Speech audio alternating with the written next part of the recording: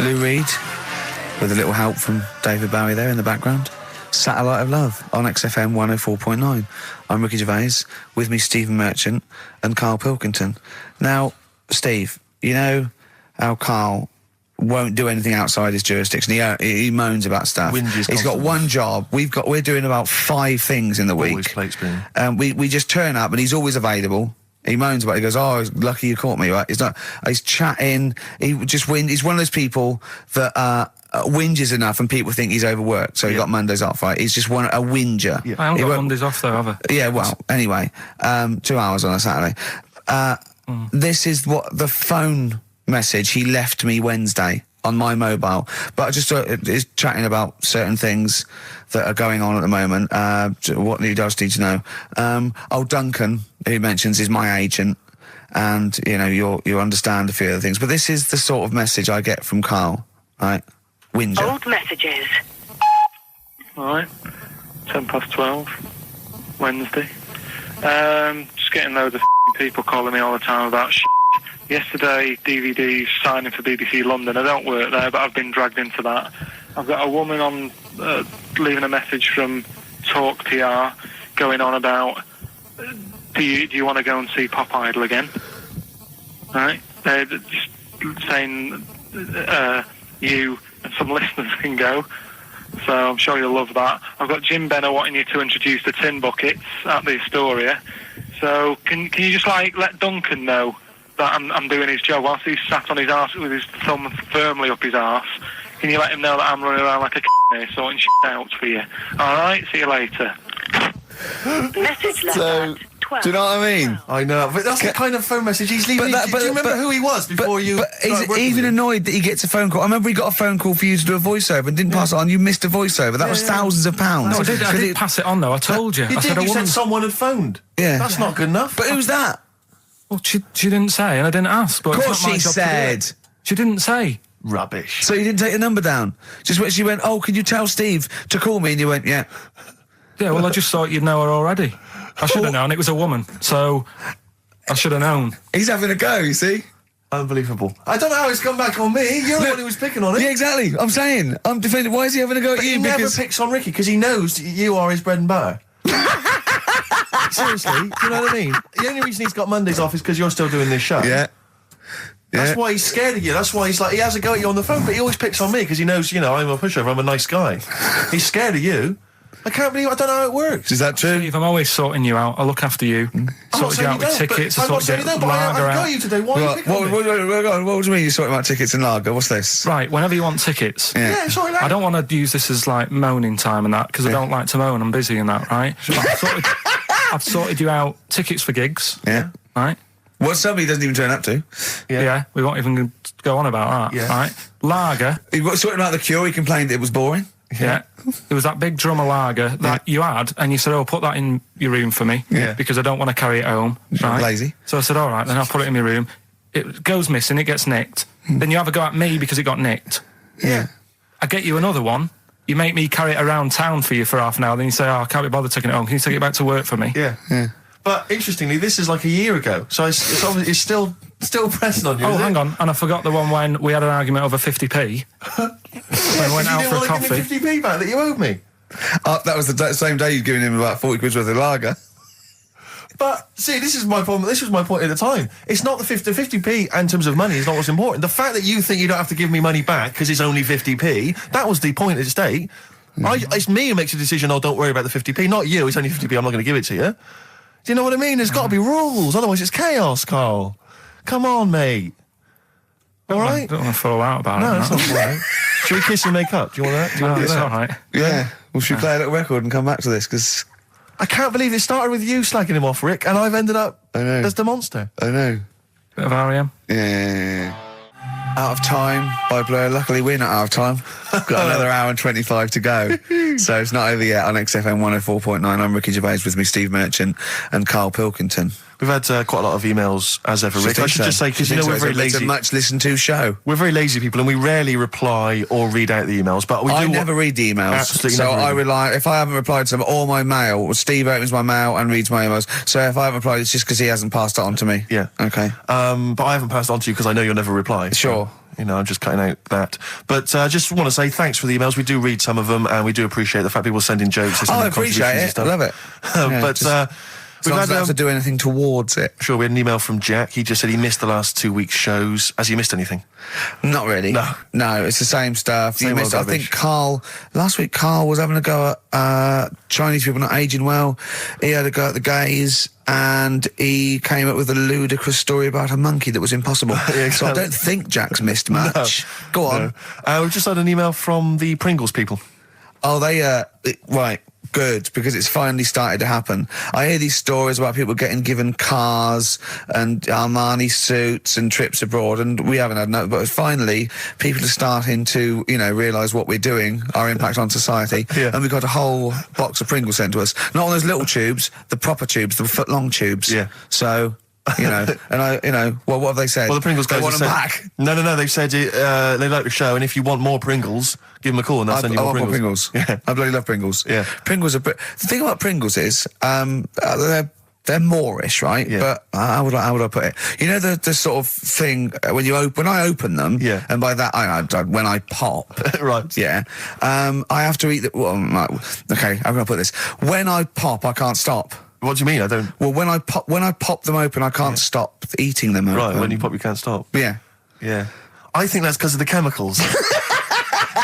I think that might be the reason. But they're good chemicals. They're good chemicals. They're the best chemicals. Pringle chemicals. They're not bad chemicals. Lovely. Like you're using chemical warfare. Yes, I want some more Pringles. Bob Dylan, It's All Over Now, Baby Blue from 1960 something. Bit of trivia for you, Steve. Go on. That is the last record we ever played on the old XFM before we were fired. I bet that was a moving moment for about 8 people. I just thought of something. You know that thing we did about, they said that we just cared about the money, selling it to America? Yeah. If we cared about money, would we be here now? Do you know what I mean? I think this proves that we don't do things for the money. Exactly. Jesus. All right, Karl? Couple of emails. Monkey Matt's emailed us. Who? Monkey Matt. Oh, Matty, yeah, go on. Yeah. He says... How's the Monster? He's all right. He says, Karl has missed a cracking headline from the Sport. Hide-and-seek champion found dead in cupboard. I hope it's real. I don't know if it is. I doubt it. Feeder. Do you know what? I'm annoyed at now, right? We've got another ad break coming up. How many ad breaks have we had in this show? I know. Karl, how many ad breaks have we had in this show? It's about 3 an hour, 3 or 4 an hour. 3 or 4 an hour, so about 3 minutes. So 20 minutes. 20 minutes is wasted on shite. I mean, apart from the stuff we talk about. Well, it's funny you should say that, because someone said to me last week that they felt that there were more adverts now on the show than there used to be. Are there more adverts Rick, in the show? I think, just checking some of the emails, I think that's because people are requesting them. They find them more entertaining than what we're giving them. But can't we sort this out? Don't go on about it. No, can't we though? Why can't we have less? Why have we got so many? Is it what happens, doesn't it? Oh, well, no, you can't listen to radio after every record. It's bad enough trying to keep them listening with the rubbish we come out with. Yeah, we've got Rockbusters here, let's get them back. Right? Don't steal our son. Please, lads. Thrills on XFM 104.9. I'm Ricky Gervais. With me, Steve Merchant and Karl Pilkington. Yeah. Little Karl Pilkington, little baldy mank, whinging little twat. How are you? Yeah, all right, yeah. What have you been doing? Happy? Feeling a bit happier today? You look as full of spunk, as they say in America. Yeah, I'm all right. Just a bit of a miserable day, though, isn't it? Yeah. A bit miserable. Yeah. Walking in today, right? Do you know I walked through, like, the sort of the gay district of London and that? Right. You don't walk, you mince, don't you? Well, just walking through on the way to work, and I'm always interested in their little shops and stuff that they have, right? Loads of their little shops. That's don't be ashamed of. If you want to go in and buy something, go in and buy something. I'm just having a look at, looking in the windows and stuff. Little postcard just near the entrance. Yeah. That's meant to tease people in, to make people go, that sounds good, I'll nip in. Right? Little postcard. Free butt plugs with every sale. That's great. How did we get from 5p off milk to free butt plugs with every sale? Wow. What society come to? Well, it's because we're liberated, Rick. Yeah. It's an open society. What did you buy to get them? You didn't buy... No, I didn't. But what's the purpose? What, of the poster or of butt plugs? Butt plugs. Because I really honestly You don't... shove them up your arse, don't you? Whoa, slow down, bum. Shove them up your bum. Yeah. But when? Is that just like when you're doing whatever, doing stuff around the house? Or? I think it's not to keep things out. Is it like you would use a plug in the sink to keep, the water in the sink? Oh, if you're not gay. Get that? Oh, yeah. No, I know what you mean, yeah. I don't know. No entry. What is it? I mean, I don't understand what I that's don't know. I assume it either feels good or are they... well, I've got to be careful here. Or are they sort of like breaking it in? Right, yeah. Do you know what I mean? Like it's like a shoehorn. Sure. or Yeah. It's like when you stick paper in your shoes if they're a bit tight. Or those people who sort of like put little bits of wood in their lips, and then as soon they've got big plates in their lips. Yeah. Same as the butt plug. It means you can, you're ready for anything. I don't know, do I? And look at Carl's face. Well, if you know what butt plugs are used for, then why not get in touch? Ricky Gervais at XFM.co.uk. What do you think? If there's any, I can't believe we're already on this subject. I know. It's 1 and we're I was going to say then, if there's any people who use butt plugs, and I was thinking that Karl would have said, well, they're not up yet, because they go out late. No, but what is it? We're award-winning people. We've written a TV not on show. radio though. Not on radio. We're rubbish on radio. I know, We've got nothing to lose. But I always say to you, Steve, that I like educating people and that. Now, the way I see it is I didn't know what they were. Let's phone to go. Someone might know about butt plugs. All right, we'll get. No, get them on. Ask them. No, because they might say something dodgy. Oh. Yeah, whereas what have we just been doing? Just take a chance. Take a chance and tell them not to swear. Well, you tell them. Okay. Right, Steve. I haven't got my headphones on. Hello, who's that? Hold on. Who, sorry? Nicholas. Nicholas, hello, mate. You're not going to swear, are you? No, I'm not going to. Keep it clean. Yeah. Keep them keen. What were you calling about? I'm phoning about your plugs. About not my plugs, but sure, plugs in general. What do you know much about them? No, Are you a plug user yourself? No, I'm just thinking if maybe you've got some gay friends and you're spending the night at their place, you might want to use one. Right. What, you mean experiment with them, or? No, so you can make sure they're not going to do anything while you're asleep. Could I suggest? Just lock the door. I mean, that is easier to me. Can I make a bigger suggestion? That's probably the most homophobic thing we've had said on the show today. Thanks very much for your call. Right, okay, good. Well, that's why we shouldn't put people on the line. Just, without checking first. I think Karl's made a good point. That's the calibre of listener we've got. Karl, come on, what's the matter with you? Oh, Thorns. that's all. No blue sky. Beautiful, isn't it? And that great track. It's all right, yeah. Just had an email, yeah. That woman who opened the Office script could have her head cut off, apparently. When a letter is posted, it becomes the property of the Queen until it reaches the person it was meant for. By opening it, she's committed treason and could be killed. I don't know if you're familiar with this story, Karl, are you? Go on. Apparently, some copies of the Office Christmas specials, scripts, got sent to the wrong address, some woman, and... I mean, I don't know what you do in that situation. Normally, if I get mail that's not addressed to me, I just give it to the postman or put it back in the postbox. Radio 1 tried to speak to her, but apparently she's got a gagging order, which makes us think that she sold it to the Sunday. So we'll read it. We'll read the plot of The Office tomorrow in the Sunday papers, which ruin it for some people. Ruin it for a lot of people, yeah. But the other thing is... I mean, if it was sent to her, obviously her name wasn't on it. If that's true, in which case I think that's quite a serious offence, isn't it? I would hope so. I mean, I would hope that if I sent something in an envelope, it was. But the BBC, the BBC thinks that because the person they said it was meant to be sent to got his, he thinks maybe that's an excuse. Maybe someone gave her the script and said, "Don't tell her, don't say it came from me." Yeah. So. I don't know, maybe she's protected someone, I don't know. Yeah, well, I mean, if that is... Well, either way, don't sell it to a newspaper. Well, It's just the kind of mercenary nature of it that I loathe, It's the fact that it's only just now makes me wonder if she had it there lying around in her house and someone said to her, well, why don't you go to the papers? Yeah. Try and flog it. But I just don't think she's going to get a lot for it, because people are going to see it soon. It's not like it's the Hitler Diaries. Well, they're not very well written. But, I mean...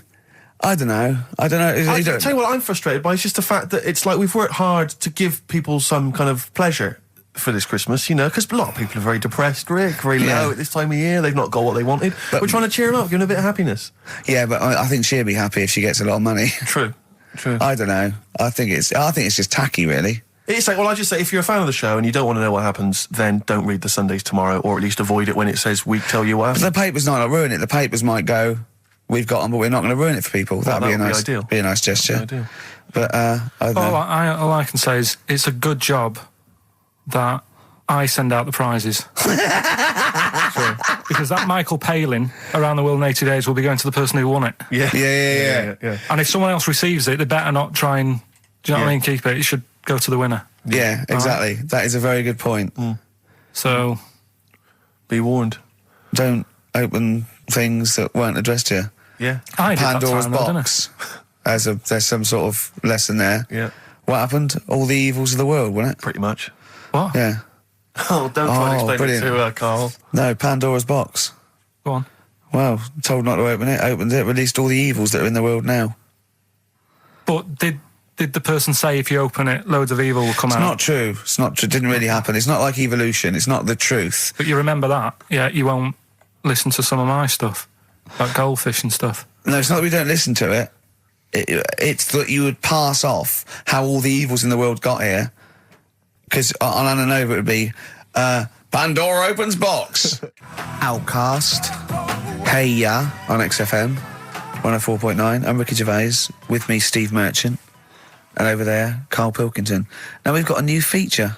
Well, I don't know if it should become a feature every week, Rick. I'm not sure it's got legs for that. But maybe in the absence of Rockbusters. Basically, I was looking through the pigeonhole, and we got a lot of stuff sent to us, a lot of junk, you know, stuff we don't really want. And a lot of people, for some reason, they send us... Begging letters, a lot of that. We get sent a lot of CDs by people, bands, artists, who have not yet been signed. Maybe they've knocked something together in their bedroom, they got a band... And they just, for some reason, they want our feedback. They want us to sort of give them some thoughts on what they think, where they're going wrong, stuff like that.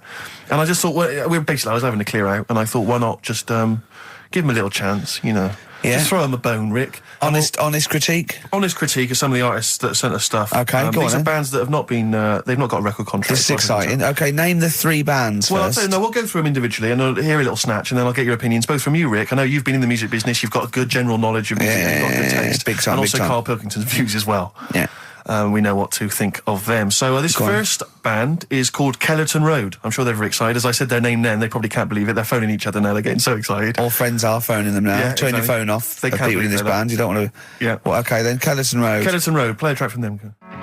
So that's Kellerton Road. I think that's a track called Secretly. And looking on the back here, there's 6 of them in the band. They all pretty much look the same. They got the long hair, the usual sort of look. What do you make of them, Rick? All right. Yeah? Quite like Yeah, that? good, yeah. I mean, bit generic. The chorus was a little bit simplistic, but I like good production, good Yeah. good Reminds you of musicianship. something maybe like the Thrills, that sort of thing. Yeah. I mean, yeah, good. Jukebox or junk box? What's a junk box? It's just, I'm just trying to make it sound snappy. Jukebox or junk box? Don't, because you haven't got it. Don't ever stick to what you're good at. Okay. What, being sexy? Just sort of watching Doctor Who and stuff. You like that, don't you? Yeah, I love it. Okay, then right. What's the next one? So, well, let's just ask Karl Pilkington's opinion. Karl, what were your thoughts? Yeah, it's all right. Yeah? That's it, is it? Yep. Is that why you're no longer right for the enemy? Go So on. what's this next one you've got for us then, Karl? Toffee. Toffee. It's called Born Depressed. Oh, dear. Brilliant. Is it about you? There we go, I Toffee. quite like that. Yeah? I sort of a bit glammy, bit underground. Yeah. What do you make of the name, Toffee? I don't like the name. It's not great, is it? No, but I quite like that track. Quite like the track. If I'm just that's looking at the representative. CD, they've made it themselves, and basically the band feature on there completely nude. Oh, What do you... Well, we know what we think of that. What do you think of that, Carl? I'm not happy with that. Let's have a look, though. Have a look there. That's no point, is it? There's quite a lot of blokes and there's one naked lady. Just having a look, though. Yeah. What are you looking at the blokes? What are you looking at? Why are you looking at the blokes? Let's Knob. just having a look. But you look at their knob. I can see by the way your eyes are I'm looking. looking at the woman's knob, though. Well, she won't be happy with that. No, that's a bloke, Karl. Yeah, that's where you've been going wrong. Yeah, that's the woman. Yeah, Yeah, that's what I was looking at, that one. The woman's knob, so that's all right. yeah, good. So Rick, hit parade or shit parade? I don't know if it's going to be. I don't think it's going to be a hit yet because I haven't got backup. But I think we're looking more about whether they get A record deal. Do you think they deserve one? Yeah, thumbs up for both of them. Okay, excellent. Well done. All right, well done. And Carl, play the last one then. What did you make of it? Sorry, we didn't ask your opinion. We weren't interested. Like to see him on CD UK. Just like that on the CD cover. Okay. And this last act, I think, is this right? Picture Centre? Yeah. Picture Centre. Picture Centre. My favourite. You like that? Yeah, that's my favourite out of all of them. Good, there's a bit of Amy Mann in there. A little bit Cocteau Twins. Yeah.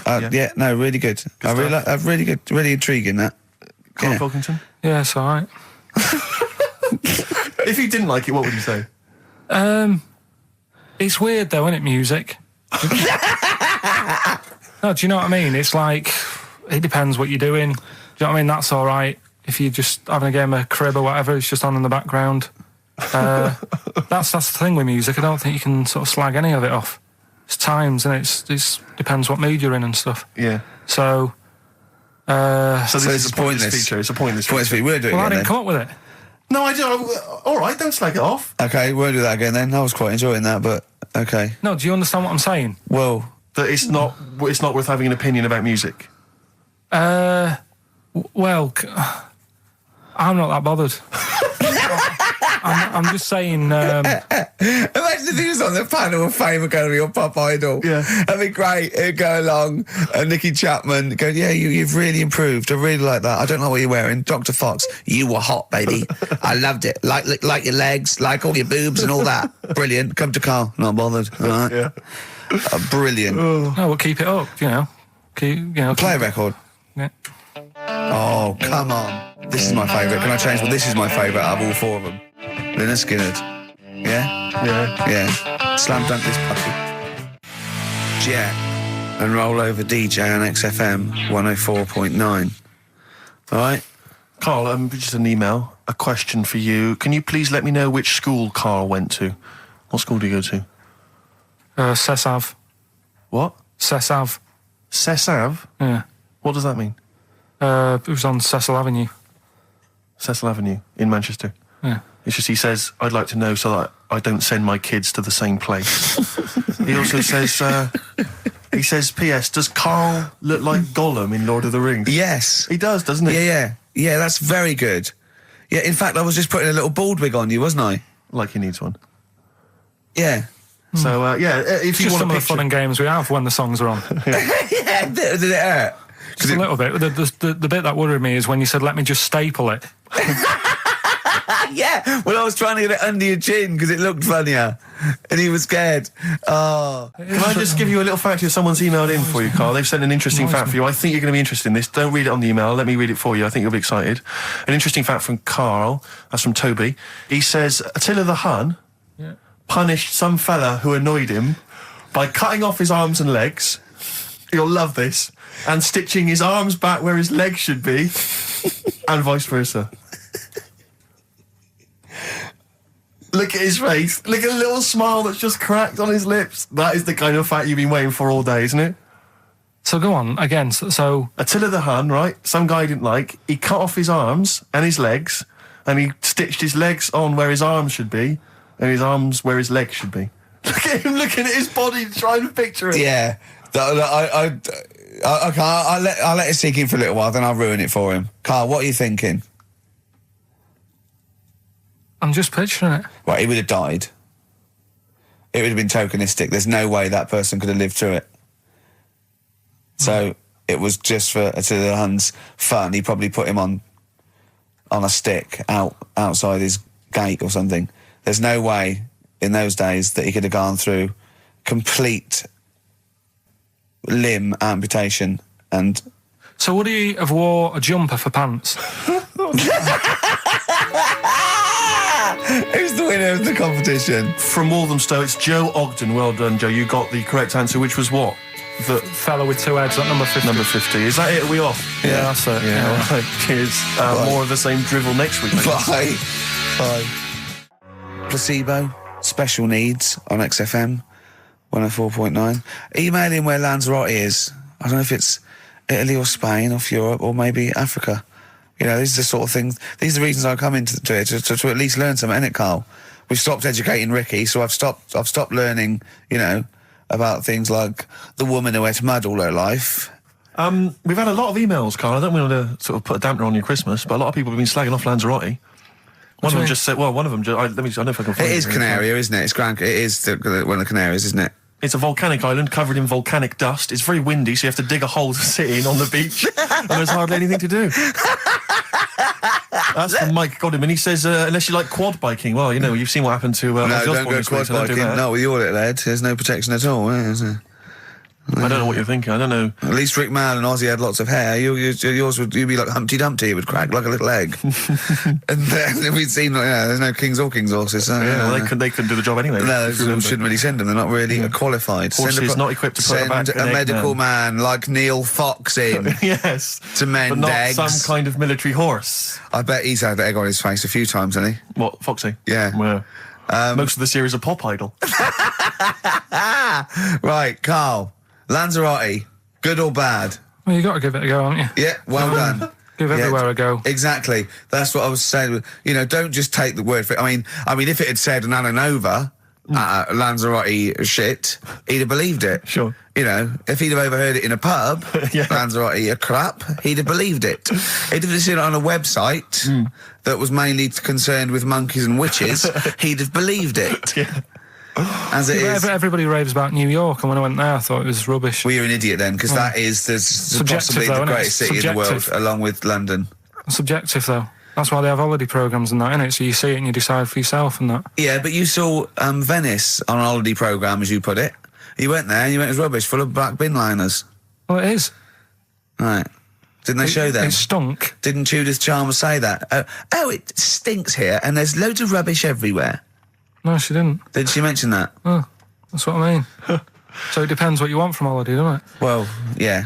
But So, you're an idiot if you don't like New York, so next. Anyway, come on, break up, guys. Kiss and make up. Yeah. Carl, we've had an email. Some old Rockbusters. Someone's emailed in. They wonder if you can get some of your old Rockbusters clues, your old genuine Rockbusters clues. I know Rockbusters has come back. Well, of course today he can. It's the way his brain works. Well, indeed. But I think you'll... maybe you can also enjoy the challenge, Rick. Yeah. And you at home. I remember them as well, because I remember how angry they made me. Here's some old Rockbusters. That army's got some nice trenches. DW. That army's got some nice trenches. DW. No? Dandy Warhols. That one works. It's not bad, is it? That's why I didn't get that one, because it worked. Yeah. Yeah. Okay. She's only got one sticker left.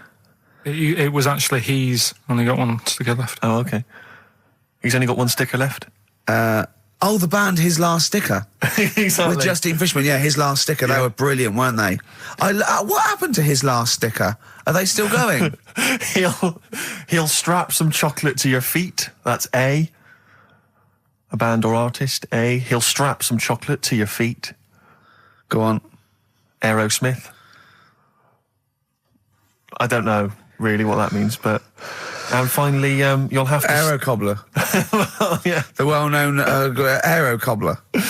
And you'll have to stick her in the oven. AB. You'll have to stick her in the oven. See, he thinks blacksmith means, like, just shoes. Like, it's not the smith. It's the smith part. A smith is just a right, isn't it? So it doesn't... I don't know. Aerosmith. What does that mean, Carl? What does that mean? Come on, you'll have to stick her in the oven. AB. Yeah, I know that one. Yeah? Yeah. What is it? But it doesn't work.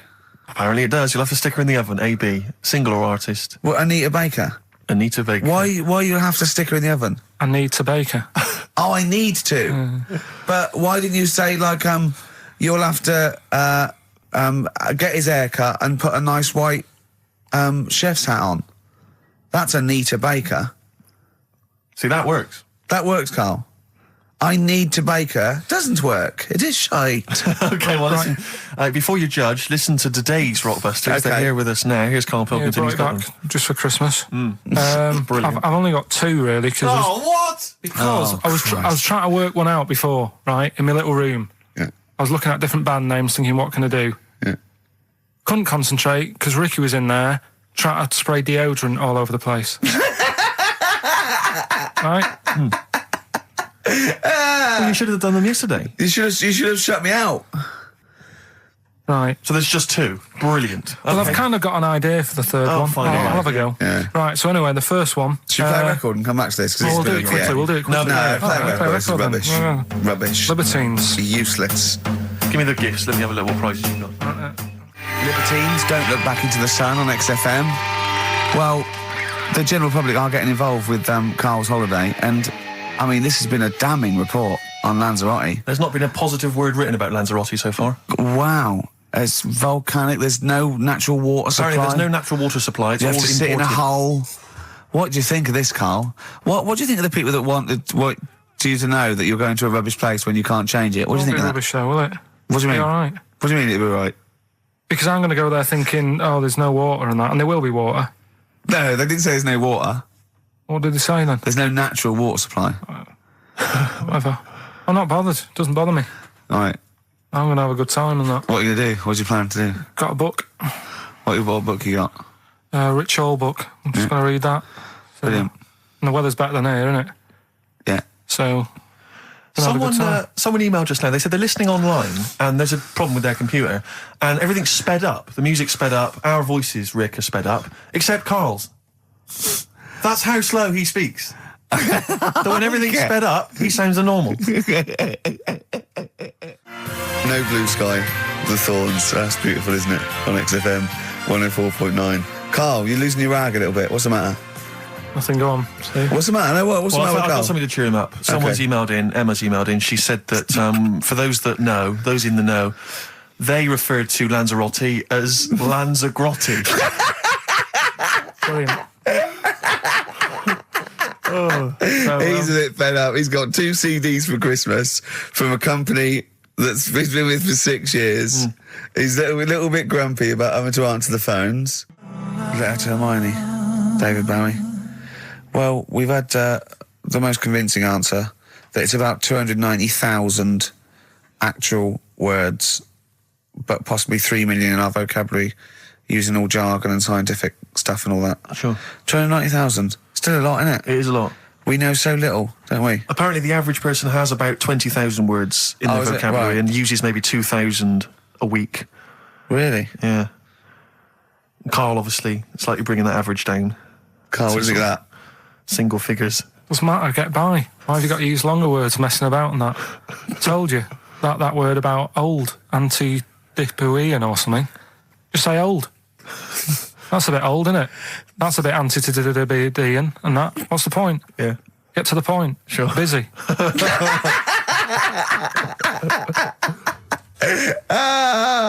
Right, okay. Are you in a film this week, Karl? We're doing that now. Yeah, go on. Get it over with. Hang on a minute then. Get it over with. Let's get this show over with. We can go home. You can go off to Lanzarote and sit on some ash. Some charcoal. He's not happy about that. That's annoyed him. The listeners have all ganged up on him. Yeah. XFM giving him 2 CDs. We've had more calls for his resignation this week than ever before. What do you think of that, Karl? What do you mean? There's another reason. Do you know what I mean, though? Because he's grumpy. He's not just giving it. He goes, well, I can't help it, can I? I don't want it. You're being paid well to do a job. People have tuned in to be entertained, to have good songs. Me and Steve are working I'm pressing here. the buttons. I'm paid to press the buttons. That's what I'm doing. Has every CD started on time? Then Yeah. why would they give you Monday off if you just paid to press the buttons? Don't get every other Monday off, do I? So have you stopped doing that now, have you? Well, yeah. Why? Because there's work to do and that. I'm not moaning about it. Let's get on with it. Blair on XFM 104.9. I forget the name of that track, but it's good. Good song. Thans very much. Oh, good song. Yeah. Oh, right. I just thought you were complimenting giving his opinion. Right, Yeah. go on. The what? Are we still on the air? Yeah. What are we doing? Merry Christmas. We got someone on the line. Oh, right. He's here. Who's that? Ricky, Yeah, go on. it's Jonathan. How are you? Good. It's only TV's Jonathan Ross. Ross, turn your radio down, you idiot. I'm here. I like to. I haven't got a radio on. What are you talking about? We can hear the feedback. Well, I haven't got it. It's not my fault. It's your incompetent radio station. And also, didn't you hear we said don't call him, we don't want to speak to the listeners? Are you, I'm not a listener. I'm a visitor to your shores. I'm special. You know that full well. I know you're special, right. Yeah, exactly. What have you got a name for the band? Yeah, you ready? Yeah. Lump. B-L-U-M-P. I tell you for what, you can't have a normal word. If it's the monolith band of all time, if it's the big, you can't have a regular word. It doesn't make sense. How can you have a regular word? All these ideas you've come up with are rubbish. You need a word which only stands for that one thing. No one's heard it before. No one will use it again. Blump. I can't help but feel that that's a more appropriate name for maybe one of Ricky's bands. Yeah. I love seeing that picture of him in that band. You see it everywhere these days. He was like a girl. He was like a little girl in a suit. It's like a little dyke at a wedding. What was that? That's got to be the kettle calling the pot black, surely. I've always got nothing but 100% heterosexual. We're not sure about. There's not anything wrong with it. I know that, but look at you. I actually had to get that in. There's not anything wrong with it. I'm Jonathan Ross. Oh dear. I was thinking the other day, right? Oh, yeah? The Comedy Awards. Yes, sir. You didn't have to say some awful things about poor celebrities, poor has-been celebrities with coke addictions and fat lips and faces that where surgery's gone wrong and everything. And when they're on the show, they're going, "Oh, you look lovely." Yeah, I'm nice to them. Well, I'm nice to them to their face, but obviously when I'm not with them, I like to let my true feelings be known. What's wrong with that? That's how everyone. Well, I'll tell you what, you can get anything off your chest you want on this show. Any celebrities you want to talk about? There's no one listening. Yeah, it's just between me and you. A lot of people listen. They listen to my show, and after they've had a few hours of good laughs, they like something bland to just cool them down afterwards. So they flip over. We know this happens. Did you mention my DVD on your radio show? You know what? I forgot to mention it. Christ! I meant to mention by the office, but I forgot to mention it. And then I thought afterwards, it's not like he needs the cash, is it? It's not like he needs it. It's not like it is, but he's probably earned more money in a short space. You're like a lottery winner, and you've got about as much taste. You're like one of those burglars who's won the lottery. I am. I'm dressed like an Albanian window cleaner at the moment. Burglar from Reading who won the lottery, and now he's fritting it away on what? I do feel sorry for my neighbours. I've moved into a really nice place. I feel like it's the hillbillies. No, it's nice you've moved in though, because it's nice. It's given them something to sort of talk about behind your back. You've united the whole block. Right, go and play with some Japanese wind-up toys now. I'm going home to play Mario Double Dash with my son. It's going to be a good afternoon. I phoned you once after I'd finished my show. It was about 3 Yeah. And I don't mind if I said, how you doing? You went, it's brilliant. You said, this is what you said. You went, everyone's out. Jane's taking the kids out. I've already masturbated twice, and I'm playing with a new Japanese toy. I'm masturbating now. Yeah, Kings of Leon, Wasted Time on XFM 104.9. Sorry, I was sidetracked there by just some of the band names. Now listen, I want to put in 2 of my own. I want to win that pile of tat out there. Right? I've got 2 names here. Okay. We should just remind people in case they've just tuned in. Oh yeah, Ian Canfield has chosen his mega band of all time. He's got Keith Moon on drums. He's got Lemmy on bass. He's got Keith Richard on guitar. He's got who have you got singing? Robert Plant. Robert Plant. And their manager is Vance. But he needs to announce them at Wembley Arena. They're already sold out. They're at number 1 in the album charts. They're the greatest rock band of all time. And I've got 2 suggestions. Okay. What about this? Please welcome to the stage. Tungsten lung hemorrhage. Yeah, good. Yeah?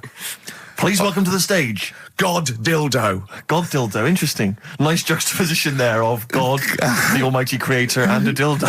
Nice use of some contrasting imagery there. Yeah. Powerful and topical. Tungsten lung hemorrhage. Yeah. We've had a couple also on the email. People didn't really include their names, but who cares? Please welcome to the stage, Balls of Steel. Balls of Steel, yeah. And we've had like Brain Hammer. Yeah. Brain Hammer's good. I Lots like of Brain Hammer. brain-related stuff. Quite liking the idea of tumour fish. Juma fish. I like. Juma fish is very good. I like Juma fish. I just wonder if there's one more contender. I don't know who this was, Ian, that phoned in with it, but possibly it's topical. Deathly Hem. Yeah.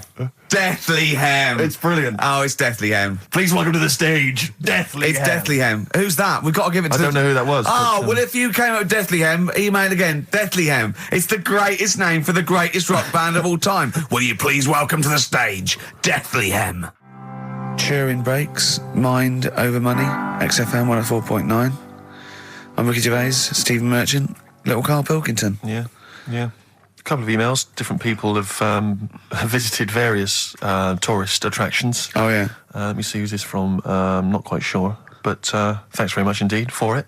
So, there's a link here. It's apparently in Devon. Barometer World. Brilliant. It's the world of barometers. It was established in 1979. And by one bloke who had a lot and thought, I can charge £1 yeah. for this, definitely.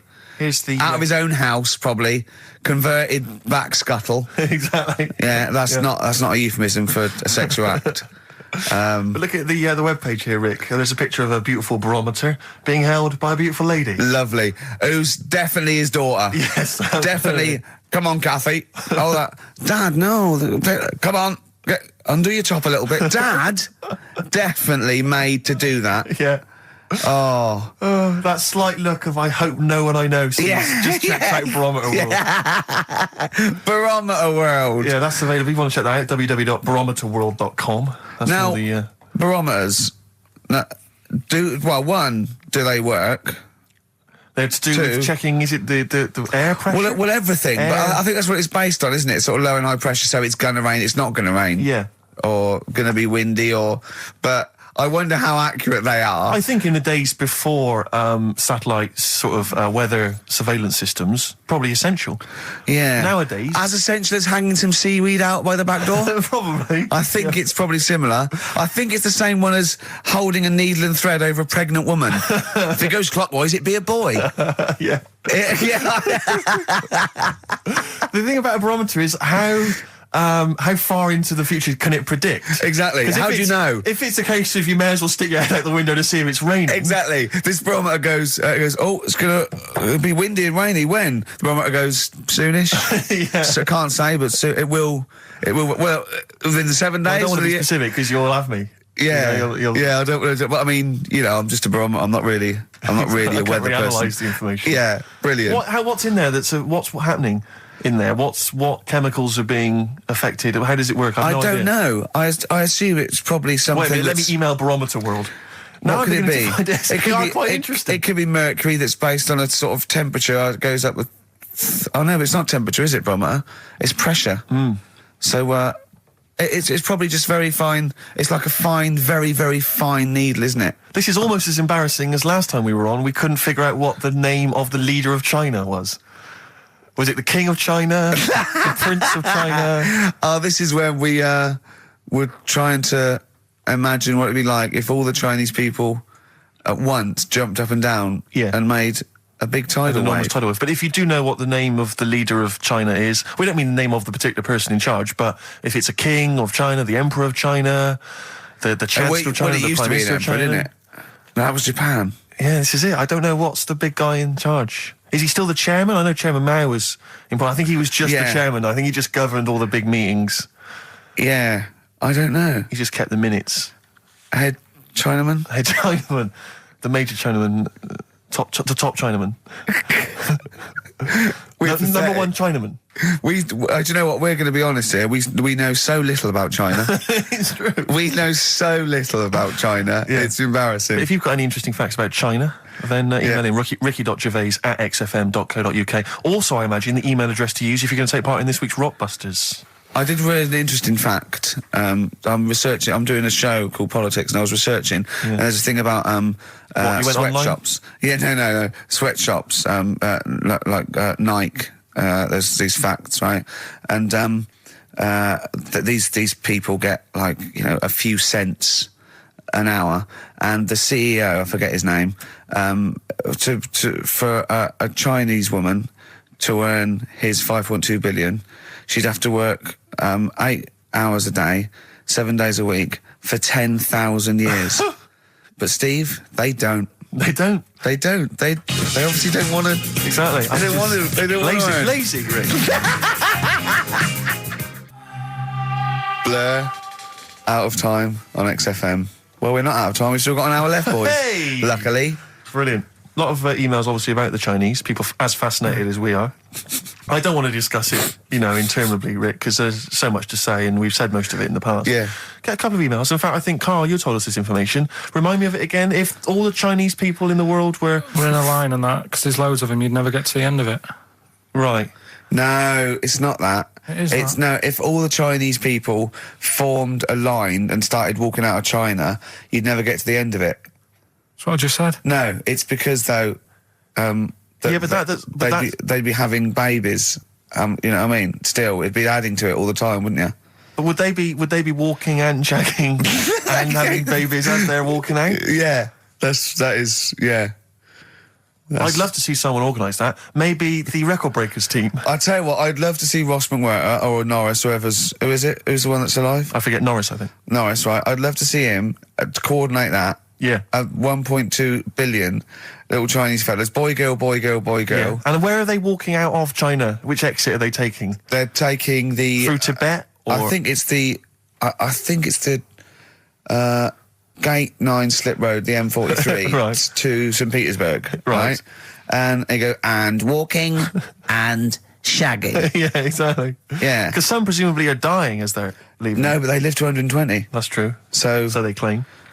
Well, we know Carl's theory on that. Do you want to just tell new listeners your theory about leave when it. when all these Chinese people get the records for oldest people in the world? Come on, what's your theory, Carl? Leave it. Carl, Just that they're probably lying. Why? That's all. Because a lot of them don't age that well. Some of them do. A lot of them don't, and they always look older than they are. I read the other day, right? Do you know the one who was the oldest woman in the world, right? Chinese woman, right? The way she did it, it was... She didn't die. That was her secret. What she did, she got up every day and didn't die. No, she was like awake and that, and then she'd have 2 days just sleeping. Right. So she wasn't really that old. What do you mean? Well, she'd only sort of lived half of her life in a way. Well, So we she all was only live 70 odd. 2/3 of our life, don't we? No, but she was like awake and that, and then she'd go, I'll go out of bed, and then that'd be it for 2 days. Carl, you're a second-time buyer, aren't you? But Yeah. Bought one in Manchester. Lost $7,000 on that one. well, don't buy in Manchester. No, it's a good flat. It's just it wasn't. I didn't buy it to sort of make money. I thought I was going to be living there like all my life, and then a job came up Brilliant. here, and it was like, oh. You bought your first flat in Manchester. You assumed you would be living there for the rest of your life. Well, I wasn't in a rush. Play record, you're an idiot. Hang on a minute. So have you got a property portfolio? Have you got the 2 houses now? No, I've got rid of that one. Oh, you sold that one? Got this At flat. £7,000 Got this loss. flat. I'll tell you something that is interesting. Hold on, though. What? £7,000 lost. And it's a flat in Manchester, but it could only cost about £8,000 anyway. Right, Steve, something they do now, right, they've got to do by law when you're buying, right? I was looking at one in London, right? It's haunted. They've got to tell you now. Right, don't talk shit. I'm telling you Play now. a record. I'm telling you now. Yeah. There's no such thing as ghosts. That is ridiculous if that appears on a legal document. That Right, is if there's anyone ridiculous. who sells flats and that, does that for a living, Yeah. right, email in, Yeah. because I'm telling you now, that is a fact. She sort of dropped it in. I said, oh, nice feel here. And she said, yeah, well, that'll be the ghost. Just dropped it in, that's all they've got to do. And then I was like, what? And they went, oh, yeah. That's what I've got to do, is it? So that's the legal thing. Did you drop it in? So in court you go, did you drop it in? Yeah, I dropped it in. Play a record, you're an idiot. That's David Gray, and this year's Love, if you're in love. I hope it lasts. It's only January. What you got for us, I just Steve? thought we ought to maybe go through some of the emails. I mean, I don't want to query the calibre of some of the emails we get sent on this show, but here's a typical one, Rick. Go on. There's no name, it's just from Glicko, that's his email address. It's just a question to you, Rick. Did I see you walking around Marylebone High Street last Sunday? Yes. Okay. Well, I don't know. Well, I mean- I was in Marylebone High Street last Sunday, yeah. Yeah, but did you see Glicko? I didn't see Glicks. Okay. I didn't see the Glickster. But All right, this is one from M. Ricky, what do you think of Richard Bacon's show? I can't decide if he's better than you. nor can I. Any thoughts? Nor can I. I can't help her out on that one. Sure. That's a really personal thing. She's got to dig deep. She's got to look at both of us. She's got to find out what she likes. Yeah. And then whether I provide more of that than Baker's. Yeah. I mean, Baker Foyle's brilliant. Yeah. I'm not going to put myself up against him, so I can't help you. Next, Steve, next. Well, there's a lot of emails last week which were saying how much they enjoyed the Christmas specials. Thank you very much for that. It's very flattering of you. Cheers. There was also a couple. There was one that it was a guy. I'm sorry that I think I might have deleted it. But, I should have sent a reply because there was a guy from Canada saying if there any chance you're around in March, whether you could pop in and have a surprise birthday dinner for his wife. Oh, won't you keep that? I know. Sorry Well, about that. I can't let it go now, can I, you idiot? So, Okay. I don't. I really apologise for that. Yeah. There's also, this is interesting, this is more for Karl, really. It seems unlikely. Is it from a doctor saying you're an idiot? We've got plenty of those. I tend to delete them. Okay, all right, yeah. Look at his face. No, it just says, don't like to complain, but I won the film competition about 5 or 6 weeks ago, and I haven't received my prizes. Oh dear, that's all Karl has to do Well, that's on what I the was show. thinking. We provide the chat, the records, the light entertainment. I mean, the glamour. Strokes of comedy genius. All Karl has to do is send out the prizes and say there was a monkey that was a bank robber at 5 to 3. Yeah. What's your excuse, Karl?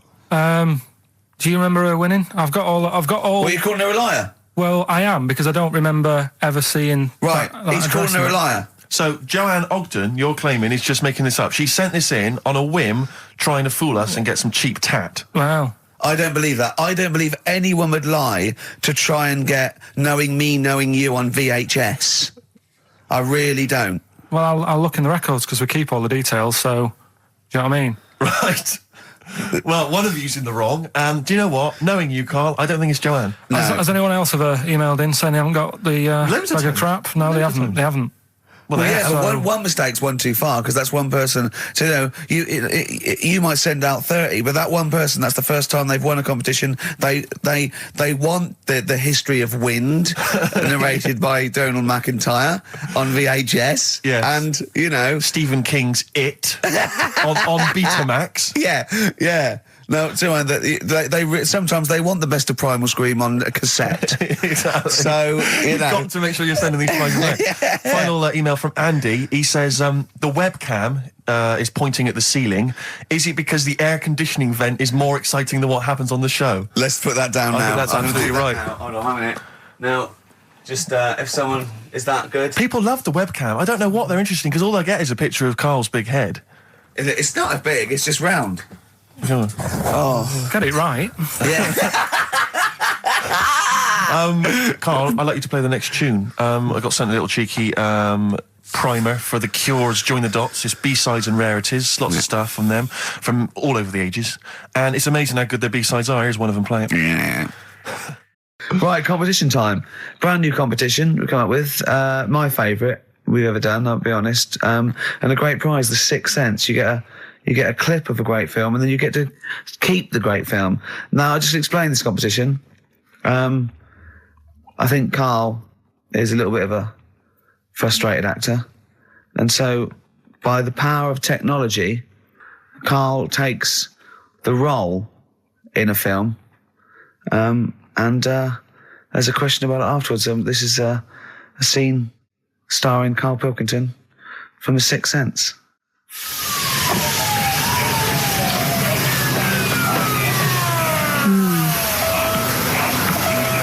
Jeez, I hope nobody got hurt. Be all right.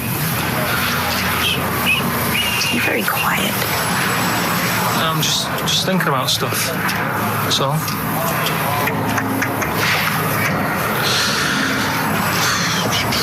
You're mad I missed the play, aren't you? A little bit annoyed, to be honest. Went down a storm playing the drums in Little Donkey, but your loss. I'd give anything to have been there. Well, you wouldn't, because you didn't. But like I say, it's your loss, isn't it? Anyway, I'm just quiet because I'm thinking about stuff, like I said. Right? I'll make a big deal out of it. What is it? Well, I was just thinking, what would happen, right, if you put a chameleon on a mirror? How would it handle that? It's a bit weird, isn't it? Oh, you're scaring me. That's scaring you. This'll scare you, right? The other day, saw two old men sat there having a Twix. You never see that, do you? Old fella having a Twix. You see ghosts, Cole? No, just the old fellas having a Twix, but They talk to you? no, They tell you to do things? no, because they were too busy eating. But what's that got to do? What are you looking like that for? Do you think I'm some sort of freak or something? Is that? I would never think that about you. Well, it's just- Ever. no. Got it? All right. Well, It's a very chilling scene, that. that is great. Oh, that is... It's a very spooky scene from the film The Sixth Sense. Rick, I think you've got a question. Well, yeah, I mean, Karl played it wonderfully there, the role of the child that sees weird stuff. But who played the original role? What was the name of the child actor who played the original role? It's email only, ricky.gervais@xfm.co.uk. You can win a copy of The Sixth Sense. It's time for the newest quiz in town. This is where Karl inserts himself into a seminal film. Last week, he was the little kid in Sixth Sense. You remember? To great acclaim. The critics loved it. They said a triumph. This week, he's fiddled with The Graduate. This is the scene where, of course, he goes upstairs to the hotel room, and it's on the cards. She's a dead cert, Mrs. Robinson. Well, Here we go then. So, are you ready for it? I've brought some condoms from home that Suzanne got for Christmas. Benjamin, What? will you bring me a hanger? A what? A hanger.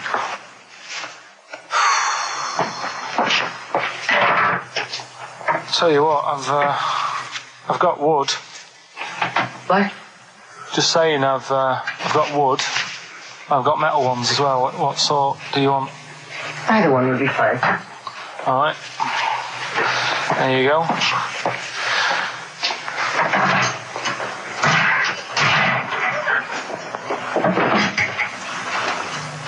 Are you afraid of me? No. No, I've seen weirder things than you. Have I ever told you about the two lads I went to school with who had big heads? Webbed fingers as well, but not related, and weren't mates, but both had the same thing, which is a bit weird. Yeah, I've never found out what was wrong with them. Can I ask you a personal question? As long as it's not about my head being round, because Ricky's always gone on about that. He's saying I've got a round head. Well, you can admit that, can't you? No, it's. I'd say it's a normal sort of shape. It's just round. It is, isn't it? Yeah, but what do you mean? So is yours. Heads should be It's round. nothing to be ashamed I'm of. not ashamed. It's just a normal shape. Mm-hmm. And you can talk. Look at your saggy arse. Anyway, get your knickers off. Hello, darkness, my old friend. I've come to... Oh, that was a joy. Oh, dear. It was an absolute treat. Now, I should say that obviously the prize is a copy of The Graduate. Now, bear in mind that XFM is giving away these prizes. Yeah. Karl is so cheap that he wouldn't even buy it on DVD. He's bought it for $6.99 on VHS. It'll be panned and scanned. It won't be widescreen. There's none of the extra features that you get on the DVD. Oh, look at Karl's face. He's gutted. Karl, did you pocket the rest of the cash? No. I have to use my own money to buy these. Right? What, you're using your own money to give this stuff away? Yeah. So I had to go and buy that. XFM is so cheap, I I know. understand. Right? I know. And it's not worth having it on DVD, is it? 'Cause Why not? It's an old film, so... So the quality is like, do you know what I mean? They can't really tidy it up. Of course they can. They do it from a print. They don't do it from the video. They don't get the video and go, let's make it into a DVD. An old Betamax copy that someone had knocking about. Well, anyway, you It's the can... same film, though, isn't it? Fine, okay, well, yeah, you're right, it is yeah. the same But anyway, film, yeah. you can win $6.99's worth of The Graduate. The question, and it's email only, Steve, it's not Steve, it's ricky.gervais@xfm.co.uk. The question is, name the actor that Karl was taking the place of in the film, and of course the actress that he's performing opposite. ricky.gervais@xfm.co.uk. Lovely. Something else we're giving away. Go on. The Shining. It's just more throwing away, isn't it? Once Is again, it on video? Once again, it's on VHS. Just because you buy it out of your own money, Karl, stop being so mean. And I want to watch it tonight, because it's one of those films that... So you're going to watch this video, and then you're going to send it to someone as a prize. Yeah, it's one of them films that... Oh, sorry, what you just said yes to that without blinking. Oh, yeah. You don't think, like, Les Dennis doesn't have a quick go in the car on Family Fortune before he gives it away? It costs Jim Bowen has $5.99. a go at those his hair towel racks. It costs $5.99, Carl. Okay, this is Karl in the classic The Shining. And what's the question? Well, we might ask that afterwards. Okay, then.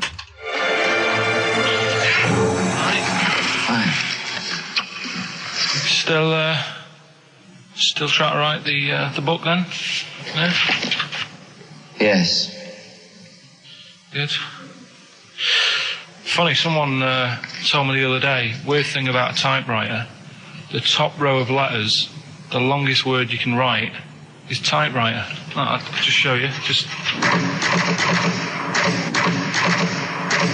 That's weird, isn't it? It's just the typewriter being... You're not in the mood, are you? You're in one of those grouchy moods again, that you get into when you're writing. Not being grouchy. I just want to finish my work. Yeah, it's just being a bit funny, a bit offhand and that. Let me explain something to you. Go on. Whenever you come in here and interrupt me, you're breaking my concentration. You're distracting me. And it will then take me time to get back to where I was. Understand? Yeah, but I just was coming in to try and cheer you up, if you... I'm full of ideas as well, if you're having a problem coming up with stuff, got loads of ideas you could write about. The other day I read about this airy Chinese kid. What do you want me to do about it? No, it's just that it could make a good book. Do you know what I mean? Sort of following round. That's swell. Well, I'd buy it. But if you don't want to know, don't bother doing it. But, do you know what I mean? It's just airy Chinese kid. It's weird because they're not normally that airy over there. Yeah, this kid cakes in it. But if you don't care... I wouldn't touch one hair on his goddamn little head. You won't have to touch any hair on his head. Like I say, he's covered. Leave the head alone if you want. Touch his hands. He's totally covered in it. But I love the little son of a bitch. Oh, don't go that far. You haven't met him. But I can sort it out. I'd do anything for him. I don't think he'd expect that much. Just take him to the barbers 3 or 4 times a week. He's a good little kid. In fact, I'll do it. I think I'll write a book on him. Yeah? How do you think you can handle that? Yeah. You're not too busy, are you? Well, I'm pretty busy. I've got to sort out some monkey facts for the show this Saturday, but I reckon I can still... Why don't you start right now and get out of here? All right. I will. If you're going to be like that. Couldn't borrow a pen, could I? See you later. There you go. Haunting stuff there. Karl Pilkington in The Shining. In the film, Jack Nicholson goes crazy because the suggestion is he's maybe possessed by demons that maybe are in the hotel. But, if I was stranded in a desolate hotel, removed from all human contact with Karl, I'd go mental with an axe without being possessed by demons. That's more chilling to me, trying to get some work done and you keep wandering in. I'm trying to get Karl to spend a couple of days in the caravan with me, just for the head of it, and he won't. I've offered him money, won't I? I think it'd be a great laugh, wouldn't it, Karl? Oh yeah, great. That would be terrifying. No, I want to film it. I just want to film it. Like a little video diary. There's Karl there, he's just waking up.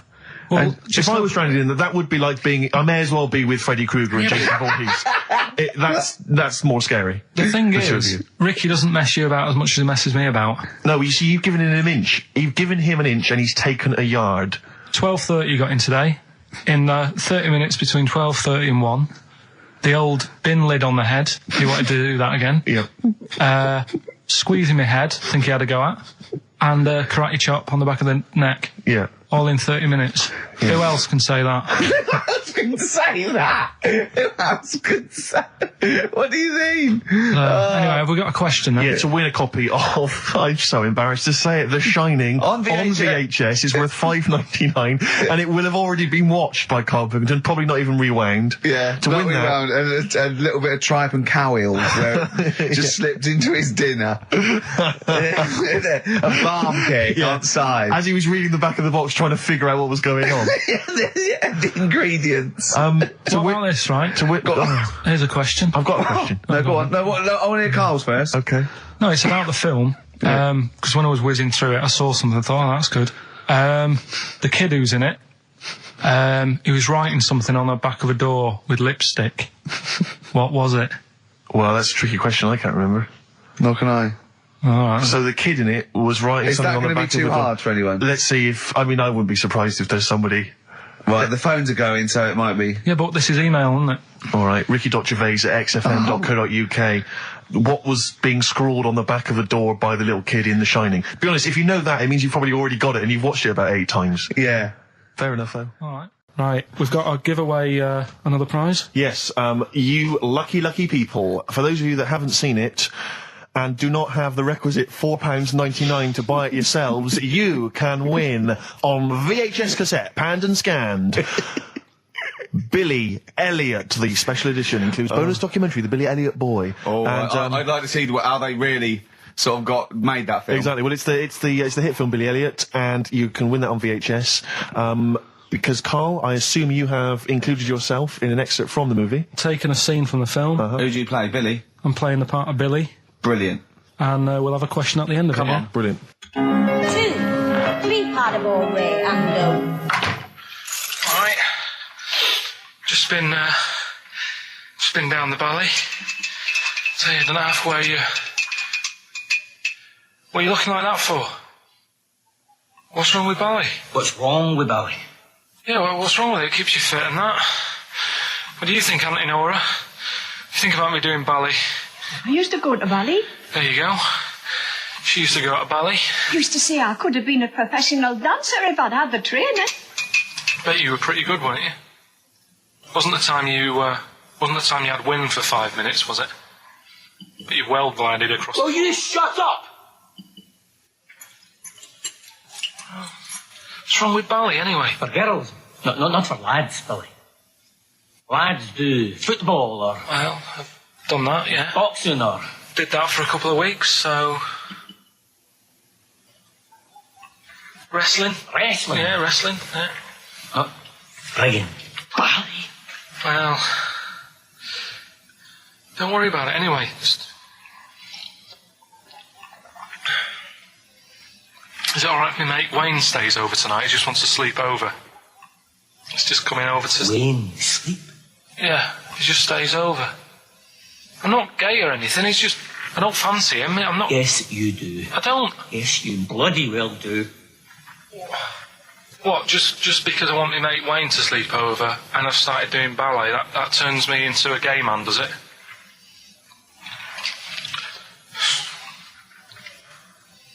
You haven't seen my Village People album lying around? You're asking for a hiding. Just joking, just having a laugh. Just didn't mean... I've had enough in here, I'm going out. No, from now on you stay here, you look after your nana. Got it? Yeah. Yeah. Alright. Well, there it is. What's the question? Powerful. I'd like to know... What was the name of the actor that Carl was taking the role of? Does that make sense? That's not grammatically quite right, but anyway, yeah. Fine. Who was the young lad that Carl was taking the place of there? Name of the actor, not the character. And just email in ricky.gervais@xfm.co.uk. You can win yourself. You've got to be fast. You can win yourself a VHS edition of Billy Elliot worth £4.99 price. I'm going to leave the sticker on, which has actually got the price on. Brilliant. I'll leave that on so you know just what you've got in you. Which film are you in this week? Looking at Silence of the Lambs. Right, play it. Just play it. Have we got a question? Well, No, come on, who the question cares? after. Who cares? Should Carl carry on? Play it.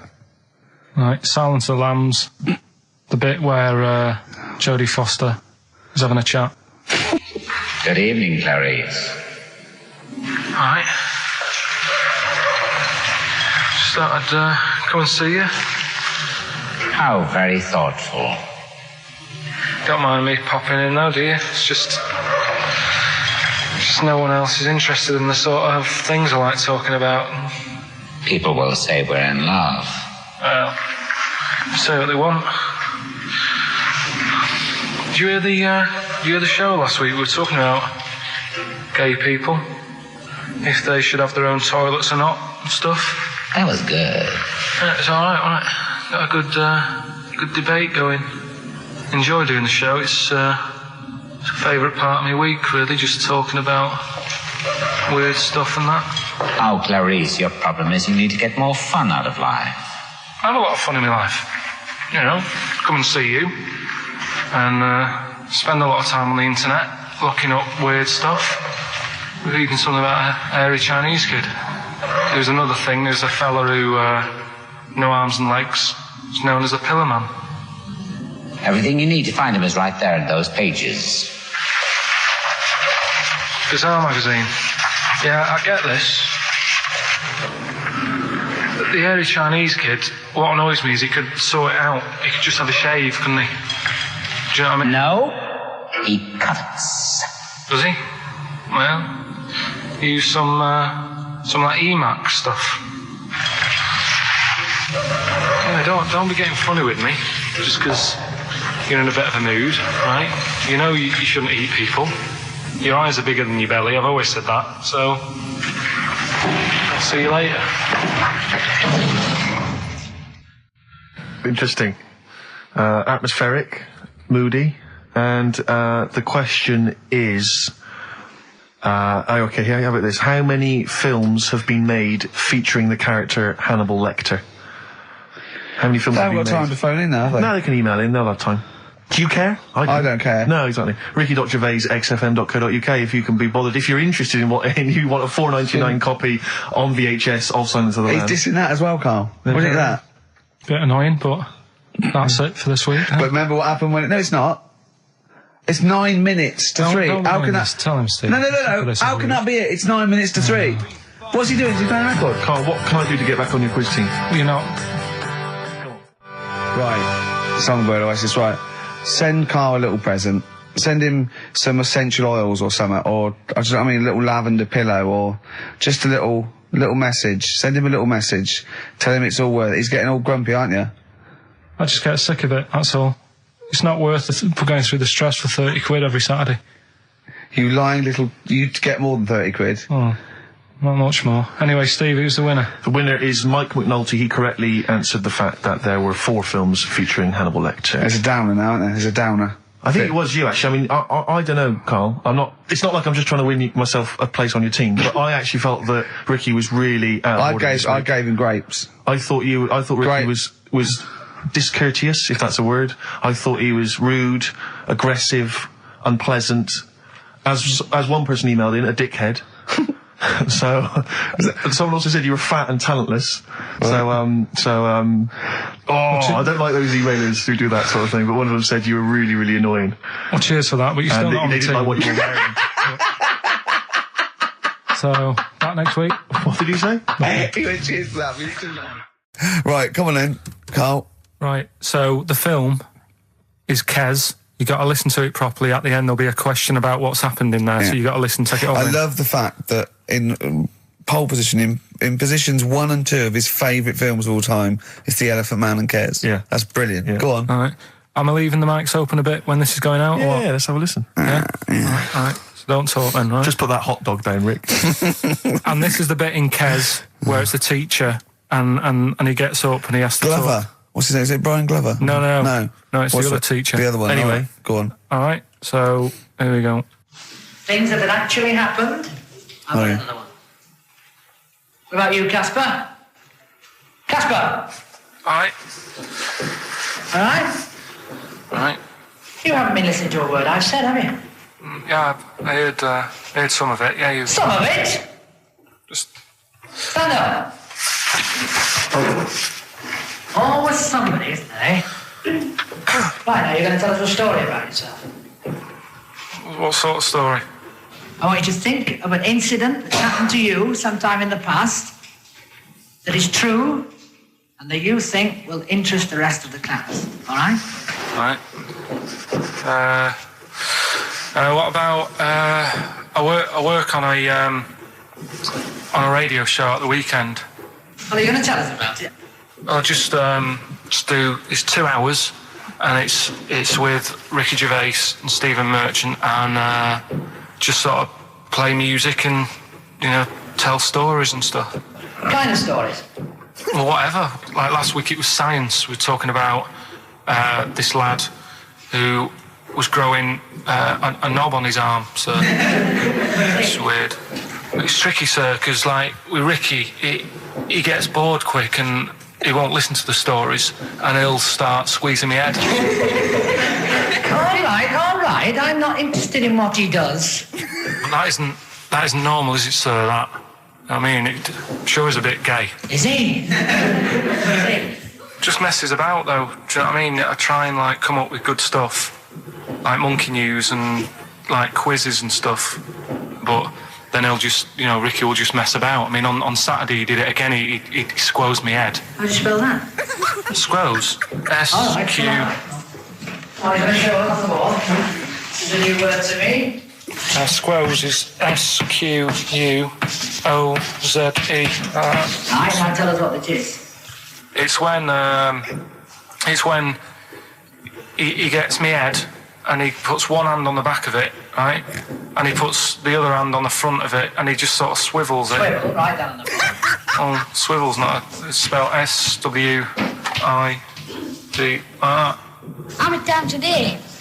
How many times a day does he swells it? It depends what time he gets in. If he gets in about 12:30, he could get a good 3 in. But I think, I don't really want to talk about. Don't you? Well done, Billy. Big hand of applause. The effort. Yeah. Wow. That's the best thing you've ever done, Karl. So that's Kez, right? Yeah. Got some good prizes there. Not bad, yeah, good stuff. Question is, how many times did I say Ricky can get? How many head squeezes can he get in before the start of the show? Right. So if you were listening properly, the answer's in there, right? And got some good stuff there. Got some DVDs in there and some CDs, including some Jimi Hendrix stuff and other odds and ends. Good stuff. Brilliant. And just text in 83 XFM. All right. I'm excited, Steve. It's that time. It's that time of the week. Go on. Well, Karl's in a little film. Oh, that's what you're excited about? Yeah. Sorry, I thought you meant the show's almost over. Right? Yeah, no. Come on in, Karl. Right, so, I'm in One Flew Over the Cuckoo's Nest. Yeah. Took a scene from it. Yeah. Got to listen carefully in that. At the end, there'll be a question on, like, the clip that you've just heard. It's sort of like what they do in the Krypton Factor and stuff. So do you want to read out the prizes? Or just yeah, there's little things. It's a couple of rock and roll albums. We got the... Why is it called One Flew Over the Cuckoo's Nest? I can't remember. I think it's explained in the book, but I don't remember. I haven't read it for many years. If someone knows, just a quick email to do. I'd like to know that. Ricky.gervais@xfm.co.uk. You can win yourself, if you get the question right, the League of Gentlemen Series 3. We got that Rock and Roll Legends again, the Best of Blondie, a Nature Programme, and the Old Grey Whistle Test, Volume 3. So if you're Brilliant, over so 50, well you'll enjoy that. Yeah. And just, if you haven't seen the film, it's just about, what would you call it? Well, it's a guy who thinks he's going to get away with prison by going into a mental institution. It was a new experiment, but he finds out he can't get out and he's sort of trapped. And well, people know it. Everyone knows what. Just play it. I saw it last week, so just play it. All right. Well, I've been observing you here now for the last 4 weeks, and I don't see any evidence of mental illness at all. Yeah, no, not mental. I never said I was. I mean, all right, I got an E in history, but that isn't why I'm in here. I'm in here because I had to get away from the outside world. It was doing me head in. I've been working too hard. I'm stressed out. I've been working like loads of hours Monday to Friday. I've been working on a Saturday with Ricky and Steve. Right, that's been doing me head in. People think that's a laugh when it isn't. You're right? busy right now, are you? You got something to do right now? See, this is why I'm here today, Doctor, because he's doing me head in. What do you mean, sir? Well, he's doing me head in. I came here to get away from Ricky. He is just as bad. I'm smarter than him, ain't I? No, you're an idiot, right? You're just... we're just good friends. No, we're not friends. And if you were a friend, you wouldn't be doing that to me, Ed. How do you mean that? Well, don't ask... Come on, I'll show you. Yes, Look what you've done. Get him out. Get him off me! Get him off! Now, you just hold it right there. All right. You get off! Doctor, will you tell him? Commercial. Don't hurt you, does it? Of course it does. That's it. Hold on to it. Not too hard. You'll crush all the air out of it, wouldn't it? It normally does it harder than this. No, just warming up. Warm it up. Warm it up. What's going on here? All right, baby.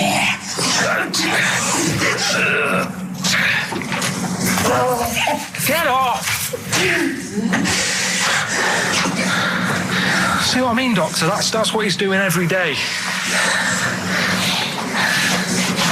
The state of this. I don't know why you do it, because it's not as if you're going to crack it open. But I tried, didn't I? God damn it.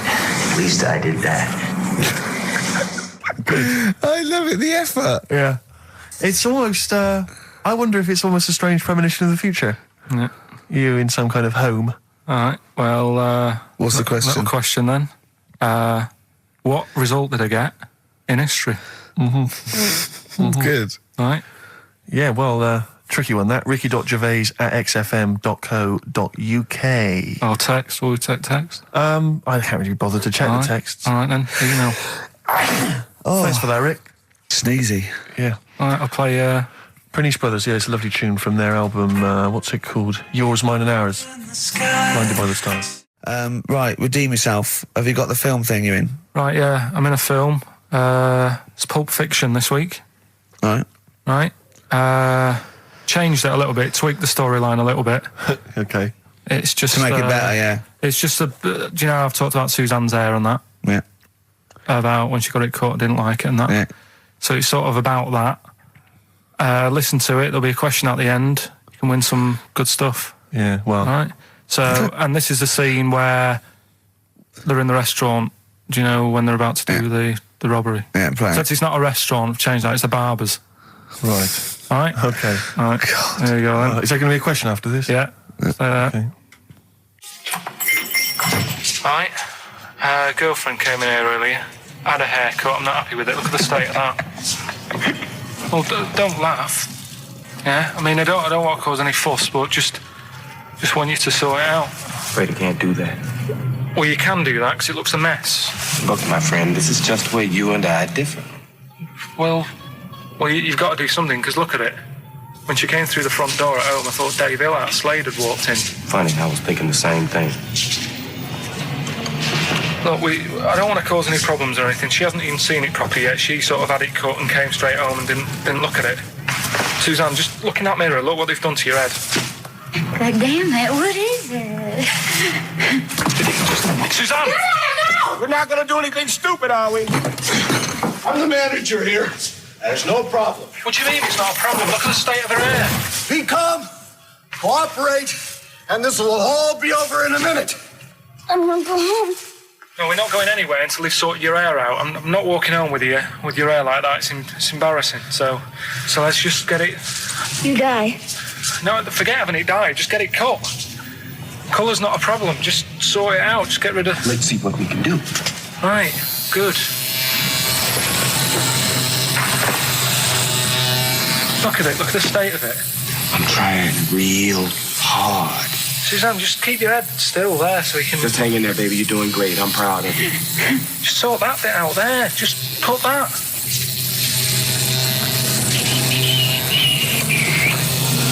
My barber says I've got the hair of a Chinaman. Have you heard that before?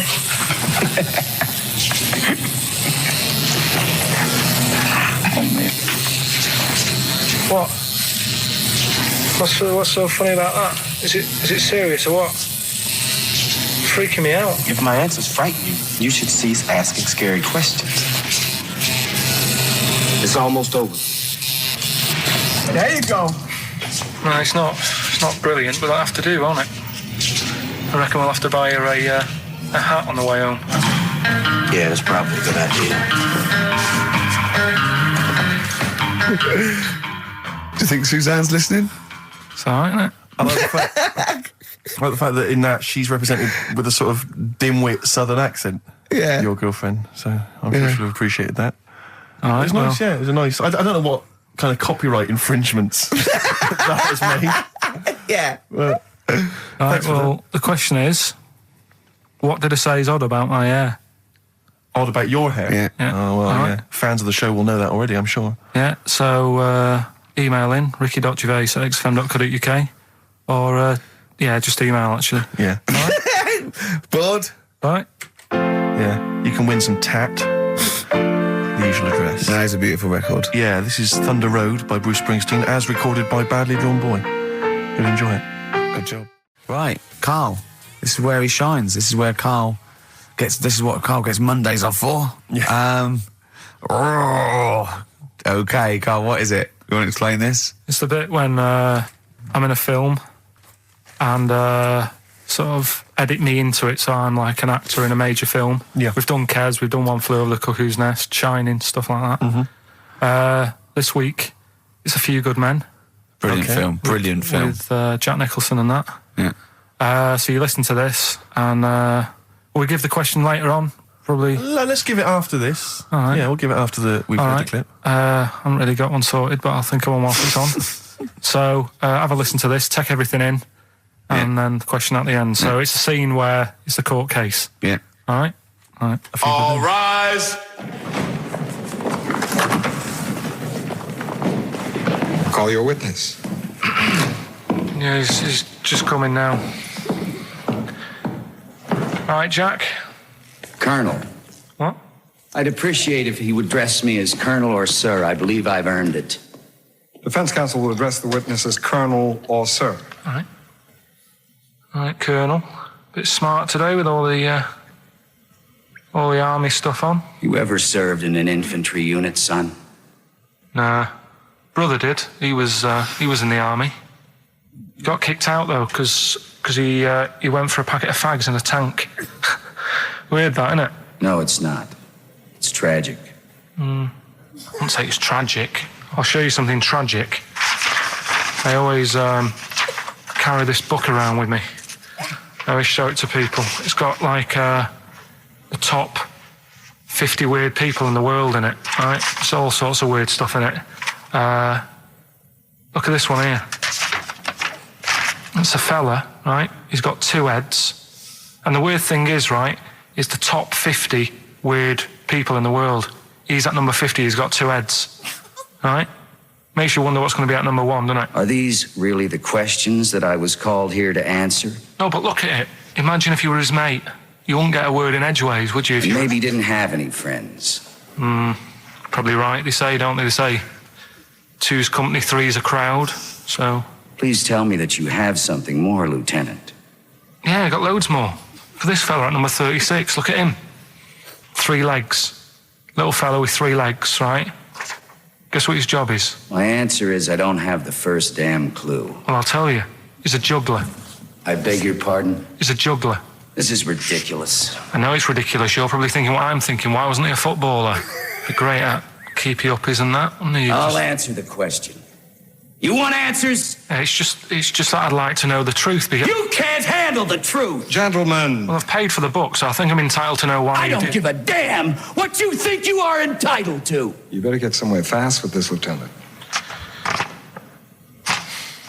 What about this one, then? This lad here, he's 12 years old, he looks 48. What do you think? No. Why not, though? You said you didn't want to know any more about the juggler. You didn't say you didn't want to know I know what I about said. I don't have to have it read back to me like All right. Lieutenant, do you have anything further for this witness? Well, just wanted to know if you thought Mr. Webfoot at number 42 should have took up swimming, but... Absolutely. Yeah, you'd say that now, wouldn't you? Forget it. Well, I don't know what to say, really. That's Karl Pilkington in the film A Few Good Men with Jack Nicholson, acting alongside Jack, and I have to say, giving him a run for his money. I think Karl is a really good actor. I genuinely think that. Should we put him in something? Yeah, definitely. Okay. Right, what's the question? What's his forte, do you think? Just sort of playing that sort of stuff. Okay. Deep stuff. Yeah, okay. Yeah, so we can sort that out. Think of a question there out of that little lot. You've not got one? Well, what I've got... it was at number 36, whatever it was. What was it? Don't know. Let's. It was number 50. It was at number 50. Yeah, all right then. Okay. Yeah, who's number... what... Yeah. Well, yeah, what was odd about the guy who was at number 50 in the 50 weirdest people on the list? And just text in, 83 XFM, and put your address on there as well and that. What prizes are there, Carl? Loads of stuff. Yeah, let me just have a quick look. Oh, that's actually not bad. There's Lord of the Rings on there. Michael Palin's Around the World in 80 Days. If you've not had a chance to see that yet, it's been repeated about 80 times. Look Around You, which is an excellent show. That's really funny if you've seen that. There's some other good stuff. That's not too bad. And also the relatively poor stand-up DVD, Ricky Gervais's live animals show, which is mediocre. Can't give him away. Yeah. All right. And you can win all those prizes if you can answer which question again? Who was the fella who was at number 50 in my book? What was up with him? Excellent. Right, so let's got to play Thorns. Some Thorns. Yeah. It's the most beautiful track. I can't get enough of this. You'll love it. You'll love this. Billy Bragg, the Sunday Boy on XFM 104.9. Ricky's laughing because he's just thrown something at Carl. It made him jump. Yeah, that's worked well. Here are the prizes for the film quiz thing, which I think is what it's called. Brilliant. People will be loving this. It's Trance Anthems, 2003. We know we got a lot of trance fans listening. The best air guitar album, obviously. Yeah, of course, yeah. The best club anthems. Yeah. Series 1 of Happiness by Paul Whitehouse. The very best of Father Ted on DVD. We've got Teachers. We've got Knowing Me, Knowing You. Not too bad. Yeah, a few bundles there. Good stuff. Christmas gifts and things like that. So that Knowing Me, Knowing You, I've noticed on VHS, which is good. Yeah. That's quite quaint. Excellent. Brilliant. All right. Yeah, so explain the conceit of this? It's when, we sort of dig out a film that I've been in. Mm-hmm. And this is... I don't know if I'll tell you what film is, because that might be the question, thinking about it. Because there isn't that much going on in the clip. I think we need to know what the film is. Do you? Yeah. All right, it's Rain Man. Okay. Why is he called Rain Man? Is that going to be the question? Yeah, I know the answer, Carl. Don't worry. Don't look at me like that. I do. Oh, well done. Yeah, you watched the film. Yeah, you should. Right, so it's you, Carl, in the film Rain Man. Yeah, it's the bit when Tom Cruise is in the doctors with the ill man. All right. There we go. You ready? Well, I'm not a psychiatrist, but I do know that his brain doesn't work like other people. Oi, I am sat here. Don't go talking about me like I'm some sort of div kid. Got a good brain. Works well. It stores all sorts of information and stuff, doesn't it, Tom? He remembers things, little things sometimes. Well, don't say like that, little things, as if it's stuff that isn't important. Are you good with numbers?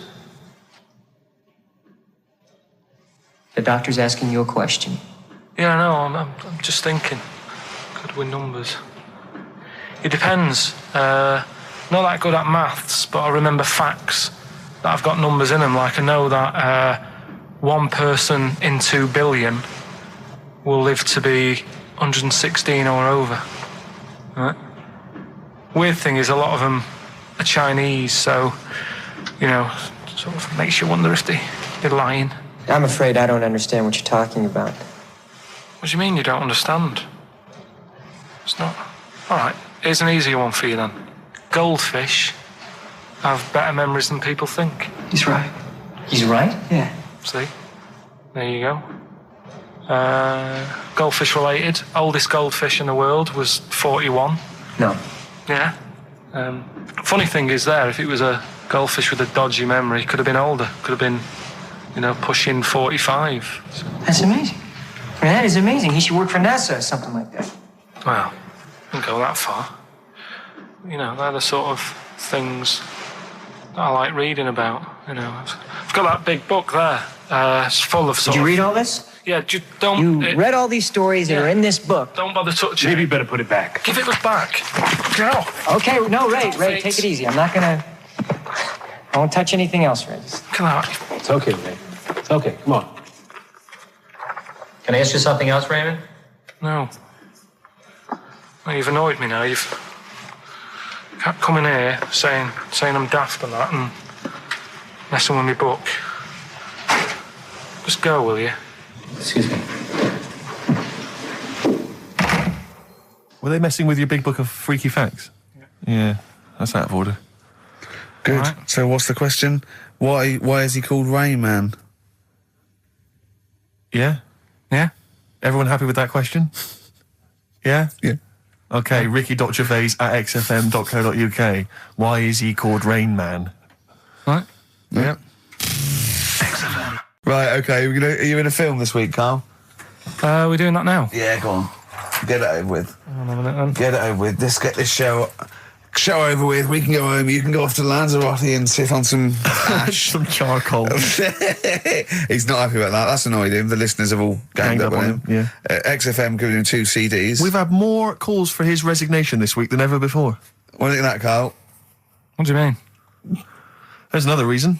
Do you know what I mean, though? Because he's grumpy, he's not just giving it, he goes, well, I can't help it, can I? I don't want it. You're being paid well to do a job.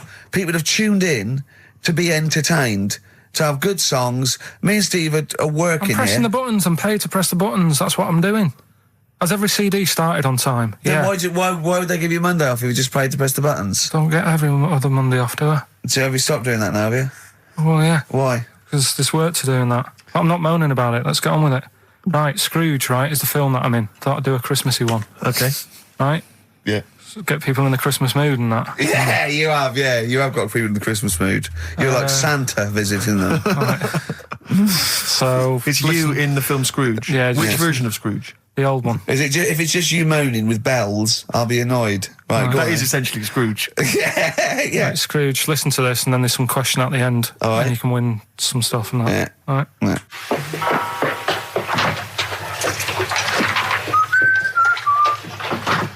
You're late. Only 20 minutes. What do you mean by coming in here at this time of day? I've just been doing some Christmas shopping, haven't I? Probably do some more shopping on Monday, because it's my day off, isn't it? Yes, I know it is. You don't have to tell me. Do you want to see what I've bought Suzanne? No, thank you. I don't mind showing you. It's only a Christmas present, isn't it? Just bought some more condoms. Why? Well, I bought some last year. Got 2 boxes. They all got used, so... I'm very glad to hear it. How much do I pay you? Why are you asking? The presents I buy has got nothing to do with what I earn. Like I say, if I won the lottery, I wouldn't go mental on her. Do you know what I mean? I probably wouldn't even tell her, because I think she'd want to travel around the world and all that, and I'm not into that, to be honest, so I'll probably keep it quiet. Why? Well, once you've been around the world, where do you go next year?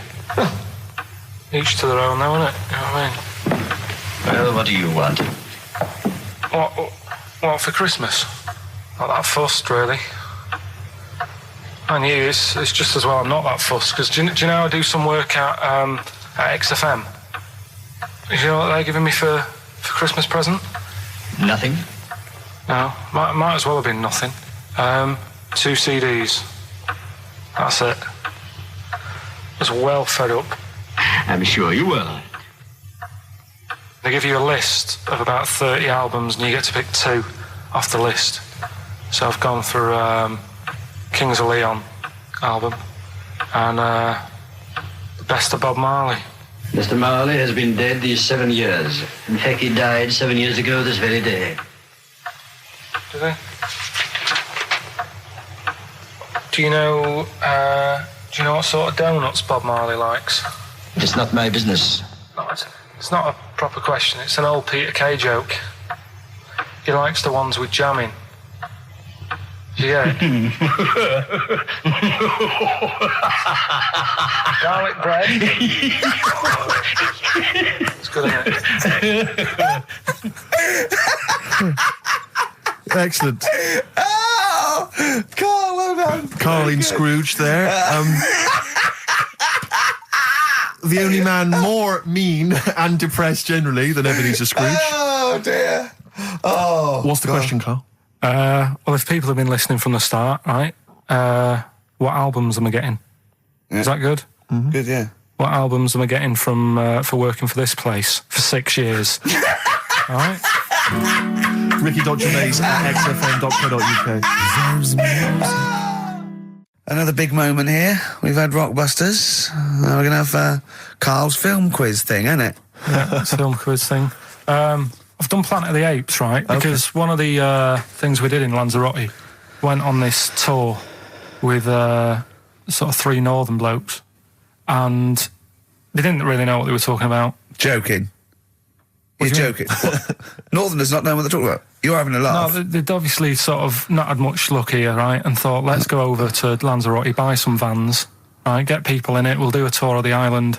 And whenever someone asked the question like, what year did the volcano happen? They go, we'll take you to the visitor centres. You can read about it there. So they never actually answered anything, right?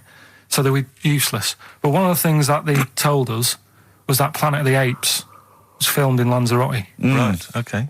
Right. That makes sense. A bit of it. Well, does it? Does it make sense? Well, what do you mean? Well, maybe it was, maybe it wasn't. Okay, anyway. No. I mean, if they wanted to show sort of an Aaron, sort of barren, sort of post-apocalyptic sort of subject, choose where you went on holiday. Yeah. Obviously. Yeah, but when we were there, he took us to this sort of beach, and I said, "Is this where they did it?" And he was like, "Yeah." I said, "What? Right there, yeah." And I watched it, and I couldn't see where I was. Yeah, you know that if you watch a film from 1968 and you've been to the same place, you're not going to feature. You're not going to see you in the back walking along the beach. It's a new one, new Planet of the Apes. Oh, the recent Planet of the Apes. Yeah, that's what they said. Yeah, right. So I thought I'd sort of. Now that sounds a little bit more far-fetched. I'd have thought that was probably a lot in Hollywood. Yeah. Well, anyway, is this the current Planet of the Apes or the old one you've done? Current Planet of the Apes. This is the recent one. All right, therell be a question at the end of it, so listen on that. Is this entertaining to anyone, this? I mean, just take the last 4 minutes of conversation. But seriously, Rick, who cares? I don't. Do you? No. I don't.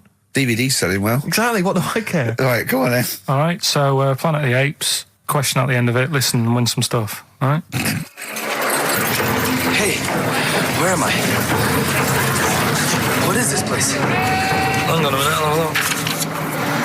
According to the Lanzarote guide, we've been dropped off at the volcano bit. Apparently there's 36 volcanoes here to be seen. I hope you don't mind my saying, but this is a waste of time. I know what you mean. Don't know why they need 36 volcanoes. Just keep one. Fill the rest in. Like a car park or something. Excuse me, guide. Why's the bus dropped us off here? What's so special about this place? Well, according to our holy writings, that is where creation began, where the Almighty breathed life in the time before time. Wow, it's amazing that, isn't it? All this has been stood here for years and years. What about the coffee shop there? Is that old, is it? Well, nothing. You're out to rip us off. I raised about £4 for a coffee there. Always ripping people off. That's what annoys me with these trips. You get us in the middle of nowhere, we die in a thirst. I'm not able to do without. The reason I've come here, I believe this is where they did Planet of the Apes, innit? Love monkeys. Especially the ones in Planet of the Apes, because they talk and that. Talking monkeys can't exist. Joking, aren't you? Of course they can. Getting up to all sorts of stuff. I read about a monkey the other day who worked on the railway. Right, there was another one about a chimp that did a bank job and went off to Spain to sort of... Shut up! Oh, yeah. What is that? Little monkey fella. It's come from that little coffee shop. It's been serving coffee. Now that is worth paying £4 for. No, you're teasing him. I'm not teasing it. It's working, isn't it? It's serving the...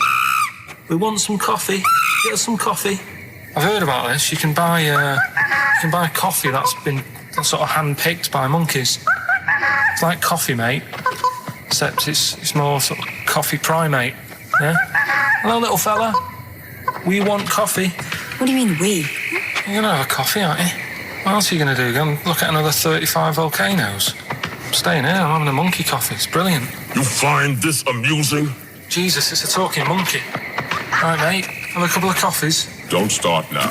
We're off duty. I'm starving. What do you mean you're off duty? Have you bananas later? Just get us a couple of...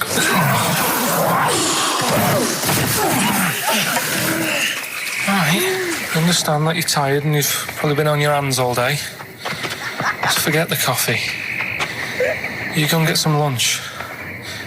After you've got some coach, you lazy ass. You damn human!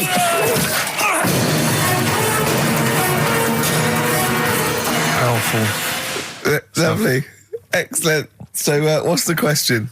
If you've been listening to the whole show, how many volcanoes do I think's on the island of Lanzarote. Okay. Yeah. I might have it wrong, what I've been saying, but it's roughly around that. Yeah, so what have you been saying? Yeah. Yeah.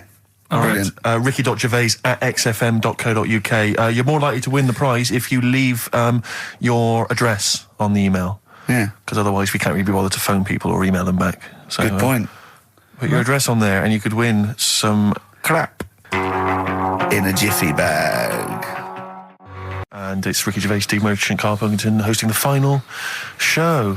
Exciting. Which means the last film quiz. Karl puts himself in a film. Claire's on next week, by the way, and then Adam and Joe. Yeah. Adam and Joe, brilliant. Adam and Joe coming back. So that's excellent. They're excellent. Right. Matt Lucas said he'd do a show. Give him a call, and maybe him and Dave Williams. Yeah, might big do things that. with the Might do that. Yeah, very good, wasn't it? Yeah, it'd be all right. Yeah. Right, the film thing. This is when we get like a film, and I'm in it, right? So I'm doing. We talked, a bit about gay fellas and that today. Yeah. So we're doing When Harry Met Barry. Okay. All right. Yeah. And listen to this, and then there'll be a question at the end, and you can win some more stuff. We've got DVDs. Some more shite. Some more good CDs and DVDs and that. All right, let's hear it. So When Harry Met Barry. All right. We've got 18 hours to kill before we hit New York. I know, yeah.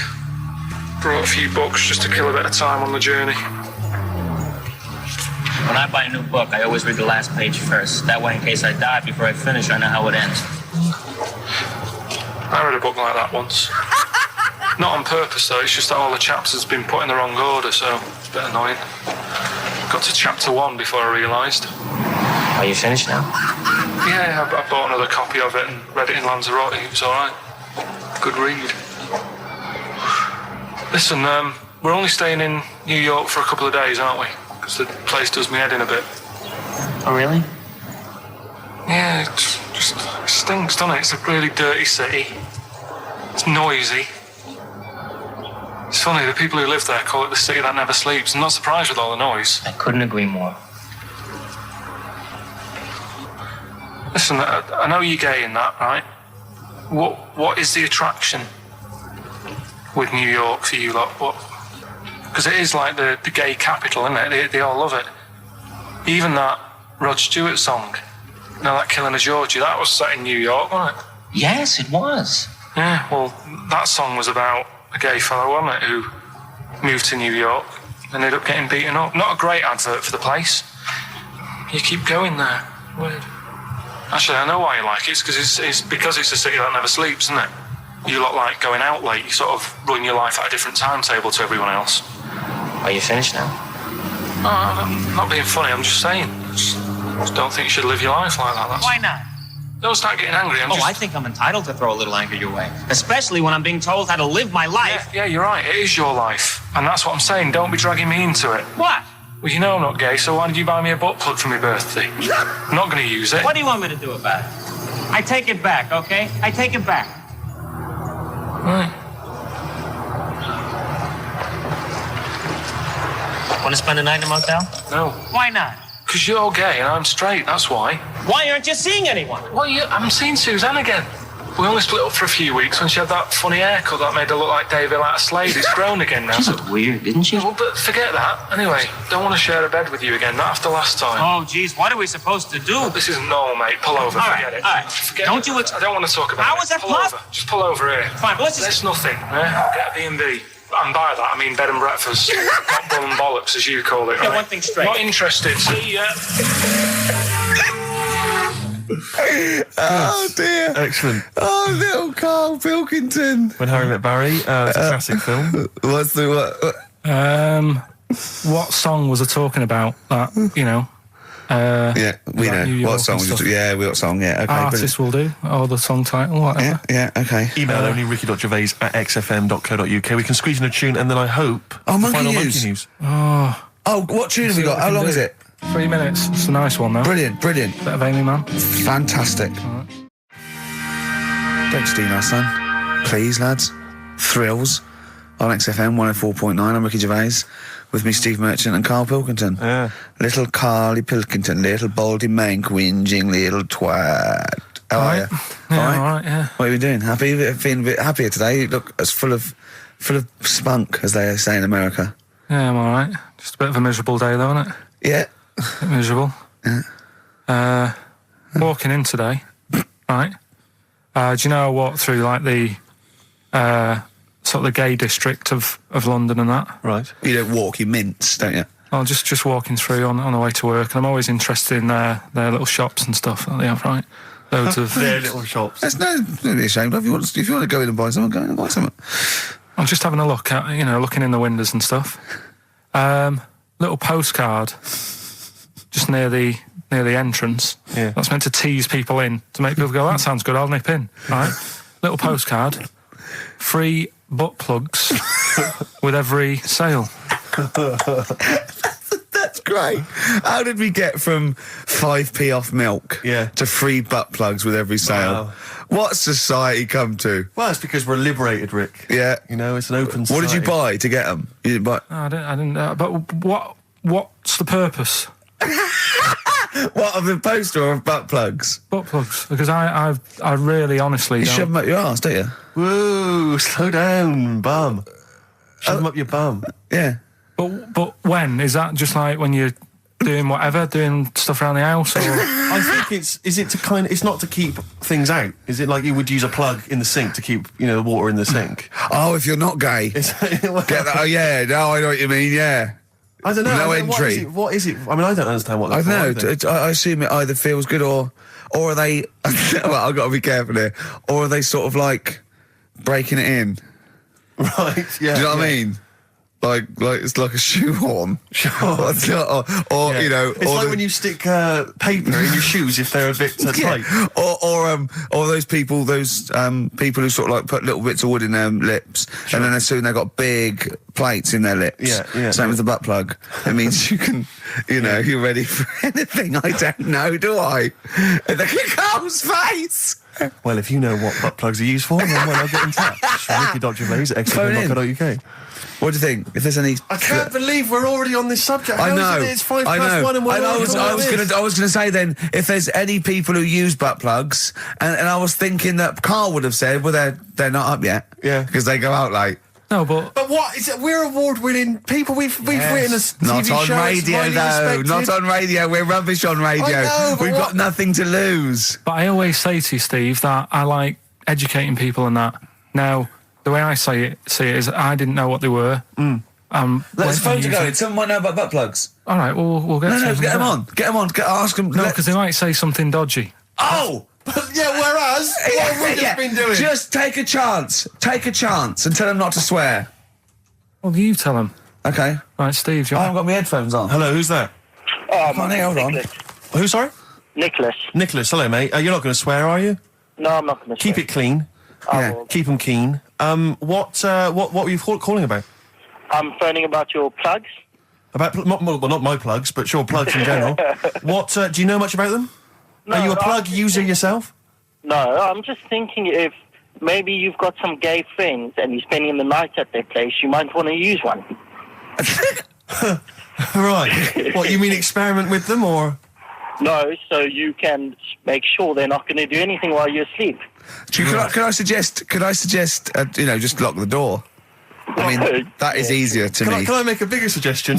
That's probably the most homophobic thing we've had said on the show today. Thanks very much for your call. Right, okay, good. Well, that's why we shouldn't put people on the line. Just, without checking first. I think Karl's made a good point. That's the calibre of listener we've got. God Gave Rock and Roll to You by Kiss on XFM 104.9. Ricky Gervais, Steve Merchant. I'm bloody glad he did, Steve. Thank you, I am. Cheers. Karl Pilkington's with us as well. He's learned some stuff while the song's been on. He's had a couple of calls, one from a bloke, one from a woman who worked at a sex shop, and you learned quite a lot. I could see your eyes widening. What have you learned then about butt plugs? I haven't really learned anything. I still don't understand. Yes, you have. No, but the woman was just saying, it spices things up a bit. Yeah. Well, what do you need to do that for? The end result is always the same, I think. So why complicate it? Do you know what I mean? Are you with me, though? These people who say, they do stuff all night, it's like, what's the point? That's why I like short stories and that. Yeah. Oh, brilliant. So excellent. I wish people could see what he looks like when he's talking. Oh, in fact, he's in Heat next week, Steve. Right. Yeah. They've put a picture of him. They did a grab off the DVD, and he's behind the scenes, and he's got his little picture in Heat, and he hates it, don't you? Well, I'm a bit annoyed because I didn't want it in. Why are you worried? Just don't want people knowing what I look like and that. Why? Were you on the DVD? Yeah, but it's to public domain. Anyone can take it off there and put it on the paper now. But that's extras on a DVD, and I'm just thinking not that many people. If they watch it, they won't take it in, stuff like that. What are you worried about then? Just there's like me brother and sister and stuff who I don't see anymore. If they know what I look like now, they might. What do you mean if they know what you look like now? They've just got to imagine little Karl Pilkington with no hair. No, I've changed quite a lot because I work hard, don't I? So I've aged quite badly. Right. And I'm just thinking if they you used to have the hair of a Chinaman, but didn't you? sorry, why is it a problem for your brother and sister to see you? Because I don't see them anymore, do I? And they'll come out of the woodwork now. What? They're after your millions? No. So they're sitting at home, they're looking at Heat, and there goes Karl Pilkington. Oh, Karl's my brother. My brother. Oh, maybe I'll go and see him. I don't want the hassle. But they could find out where you are. What's the hassle then? It's just hassle of having friends and family and that. You mean this, don't you? Yeah, you know that I'm not into having. But if either your brother or your sister came to your door, would you not welcome them in and give them a cup of tea? Do you know what? He bumped into his sister right after about 7 years in a car park somewhere, right? And she went, "Oh, I got a picture of my new kid. Do you want to see it?" He went, "Not really. All kids look the same." And she went off in a huff. Unbelievable. Yeah, but that's the problem, though, isn't it? She hadn't seen me for years and years. That's the way I am. I'm not like being rude or anything. I'm just says what comes in my head. Oh, don't give me that. Don't do that. I'm not rude. It's what comes in my head. That's a rubbish excuse. Not rude. Know me, know my ways. Yeah. Right, am I wrong then? Let's look at it. Let's look at what I said. There's an ounce of Obama's cakes. Know me, know my ways. Get out, you twiddle flunt. What is that? What sort of philosophy is that? Know me, I'm rude and take it, I'll leave it. I'm not being rude. You are being rude. What, saying that all babies look the same? It's your nephew. You didn't even bother to have a look. You could have been courteous and had a look at the picture. If it was a first, I'd say fair enough, but she's got loads of kids. Oh, fair enough.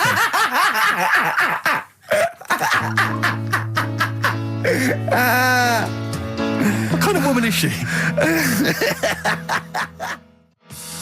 David Bowie, Lady Stardust from Ziggy Stardust and the Spiders from Mars. I went to see him Tuesday. I know you went to see him Wednesday, Steve. I mean, obviously I'm a mental fan, but I think objectively that was one of the best shows I've ever seen. Yeah, it was brilliant. He's got the best band in the world. He played all the hits. It was an amazing show. The sound was incredible. Do you know what I mean? Well, his voice as well. I think people don't realise how incredible his voice is. It was absolutely... Soulful is the word I'd use. Brilliant. Yeah, it was absolutely brilliant. You don't care, do you, Karl? We don't care about this. You never really go to gigs, do you, Karl? The live music experience is not something you enjoy. Can be all right. Go on. I heard that someone else who went to the Bowie thing said that he sort of messed with the songs a bit, which would annoy me. No, he didn't. Not really. Hardly at all. He said when they did Life on Mars, instead of saying something about just the tune of it, he messed with it so it wasn't the same. That would annoy me. What would you do? Get up and leave? But I mean, we're not talking Bob Dylan or Sinatra. He ad-libbed a little bit, I suppose, and it's his song, but it was totally faithful. He was singing the songs. What do you mean? Well, it's just don't mess with stuff. It's like if you went to see Titanic and then the boat didn't have a crash, you go, what are they doing? It's like, I fancy messing with it. Well, he didn't. Well, I'll tell you, he didn't mess with it. Relatively speaking, he did not mess with the songs. They were brilliant renditions. That would be a hell of a film, though, where Titanic gets to New York. Absolutely fine. Oh, Karl. But, you're amazing. It's because I work here, though, and there's a lot of gigs going on all the time, and then you get to a point when, you just go, get a bit fed up with that. Well, when was the last time you went to a live experience? Well, I've been to gigs, but the one that springs to mind probably is when I first sort of tried a gig out, and it wasn't a music one. It was Bottom. Do you know with? Bottom the live thing with Rick Mail and Adrian Edmonton. Yeah, in when Manchester. was that? Years ago, because it was in Manchester in about, I don't know, 87, 88 or something, and I was set up for a blind date.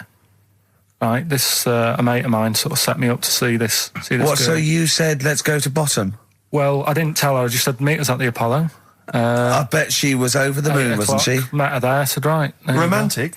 Going to see some middle-aged men run round in pants. Brilliant. Well, it's good. It's one of them things that afterwards you've got something to talk about, haven't you, and stuff. Yeah. So was it a good gig? Yeah, it was all right. Sort of bought some April fruits and that at the start of the night. Yeah. I think she liked that. And then we watched Bottom. Then afterwards had a bit of a chat. And then... you didn't see her again, I take it? I would have done, right, because she was all right looking and everything. Yeah. But when we were chatting, she said she had a problem with a marrow and that. She what? She had a problem with a marrow. She had a problem with her marrow? Yeah. You mean her bone marrow? Yeah. Oh, I thought you meant she had one stuck of her fanny. No, just a... Thanks for that, Rick. That's an image I can't get out of my head. No, I wondered what... Oh, I see, a marrow. I thought you meant a marrow. Her marrow. And is that serious, that? I just was put off it because I thought... I think it's more serious than the problem with a marrow. Yeah, I mean... With a marrow and that. It's an idea if you're bored with butt plugs. I love it. I love it. Everything he says is like someone from Kes. It was just that thing that... You didn't want to go out with a girl who might be ill in some way? Well, yeah, I thought, what's the point in spending time with her, spending money on her and stuff, and then she's going to die on me? Oh! No, but seriously. God! No, but I'm just... But, see, this is what annoys me. You asked me to be honest, but I'm just saying, what's the point in me getting upset and stuff? No, but it's not the... It was the... One thing is that what's the point in spending money on her if she's going to die anyway? You've got to realise that's not a normal thing to say. No, but what's the point in getting to really knowing someone and thinking, oh, she's really nice, I want to spend my life with her. It's good that she told me when she did. Carl! What, during Bottom? This is the most amazing thing you've ever said. Steve, don't you understand what I'm saying? But no, because what? Well, firstly, it's the assumption that she's going to drop dead, and you're going to think, well, I just bought her some open fruits. I'm livid. I don't know what it means when you got a problem with a marrow and that, but she looked pretty serious when she was talking about it. So I was like, oh. Christ almighty!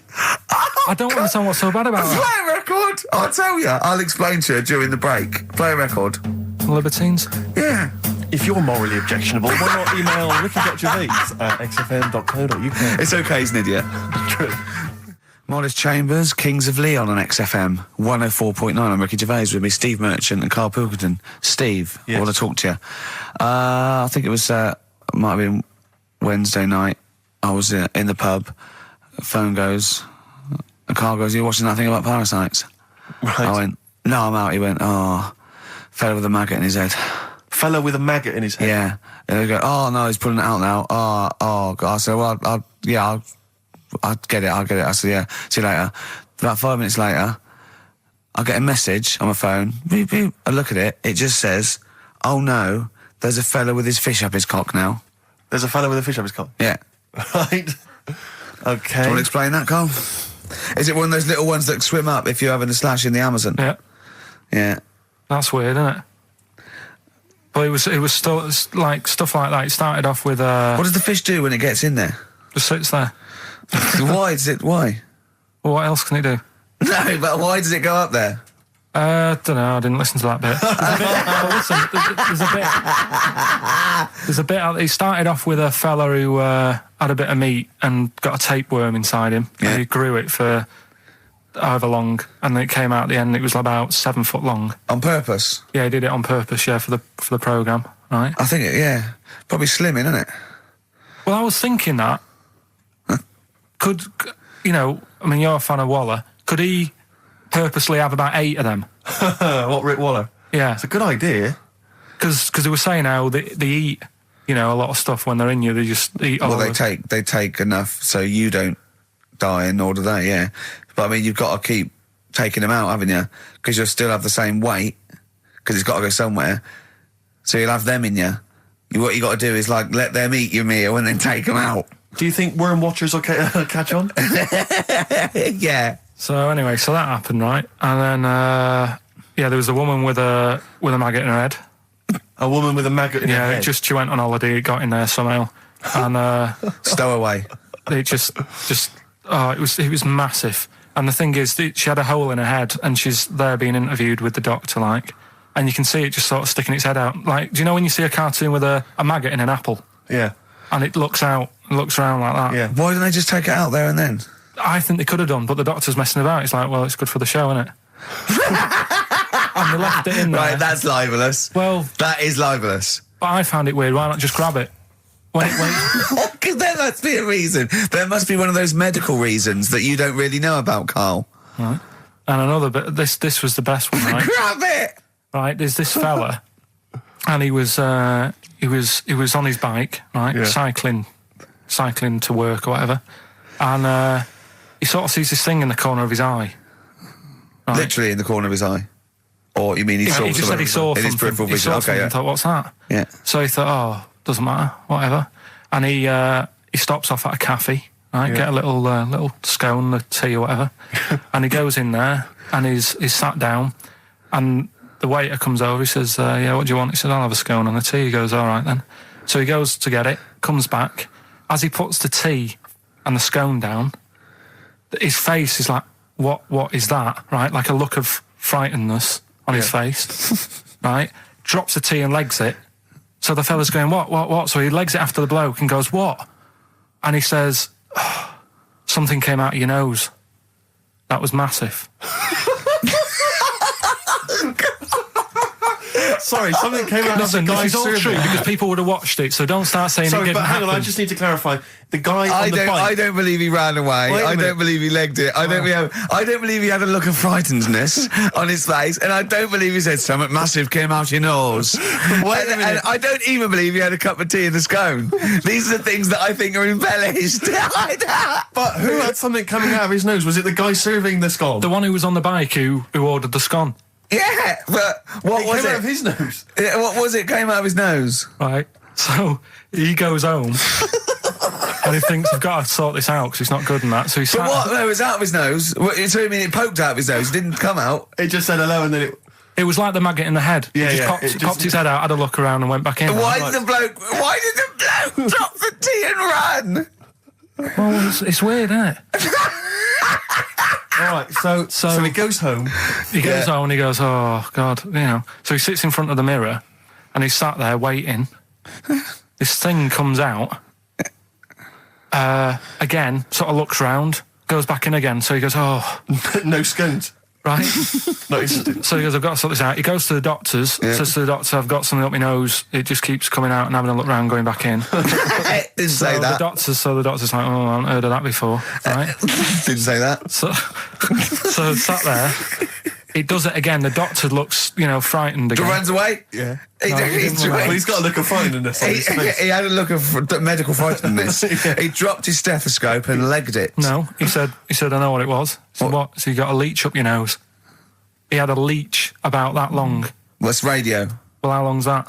4 inches. 4 inches coming out of his nose. Next time it stuck its head out, he grabbed it, pulled it out.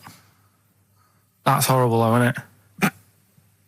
Isn't it? Can I just remind people, just let people know, when Karl was saying it was about that long and Ricky said 4 inches, he was using his fingers. Oh, yeah, he didn't have his... No. There's nothing else there. The fella out, no. So he had a leech up his nose. How did he get a leech up his nose? Don't know, again, I'm not that bothered about that bit. All the footage and stuff. Oh, play a record. Brilliant programme. Yeah. It's just the same. He just sees that. He gets fast. He doesn't read on. His education is just sound bites and self-embellishment in his own head. Yeah. Well, it's like he gets all his news from Ananova and he just reads the headline. Yeah. Wow. And he just doesn't bother reading it. But he considers that education. He gets annoyed if you think that more information is useful. Don't get going on that, because we'll talk about that later. If you're going to start having a go. Right, okay, we're going to play a song now, and I'm going to tell London Karl's confusion over evolution. Right. Better you two. Oh, brilliant. Sweetest thing. 104.9 XFM, 104.9. U2, the sweetest thing on XFM. Ricky Gervais, Steve Merchant, Karl Pilkington. So, we're with Karl in the week. So, what can we do this week? I was saying, well, don't do Rockbusters. That's dead in the water. I hope the listening public agree with me. He's going, well, you know, I want to teach stuff again. Remember what I taught you last week? I went, no, no idea. Were you joking? I went, no. And it was, he went, Ivan the Terrible gouged out a fella's eyes. Yeah. He actually said Ivan the Terrible at the time. Yeah. So I can't remember. This was a man who had built something for Ivan the Terrible, and then But his idea of education is telling someone something that knows more about the subject than him, so they can correct him when he's telling them it. And so I said, well, I don't know. And he gets annoyed that me and you are dubious against monkeys who perform bank robberies. And he goes, but you believe in Newton. He doesn't know the difference. I was trying to explain the laws of the universe, right? He was going, what do you do? And so all I come up with, I thought somewhat interesting. You know when you tell a child maths, you say you've got 3 potatoes and you've got 4 potatoes. Yeah. I have to do that with science to Karl. Yeah. So I ended up saying, imagine you're in a shopping trolley with loads of house bricks. If you throw the house bricks out, you'll go the other way. He loved that. Right. He didn't you? Mm.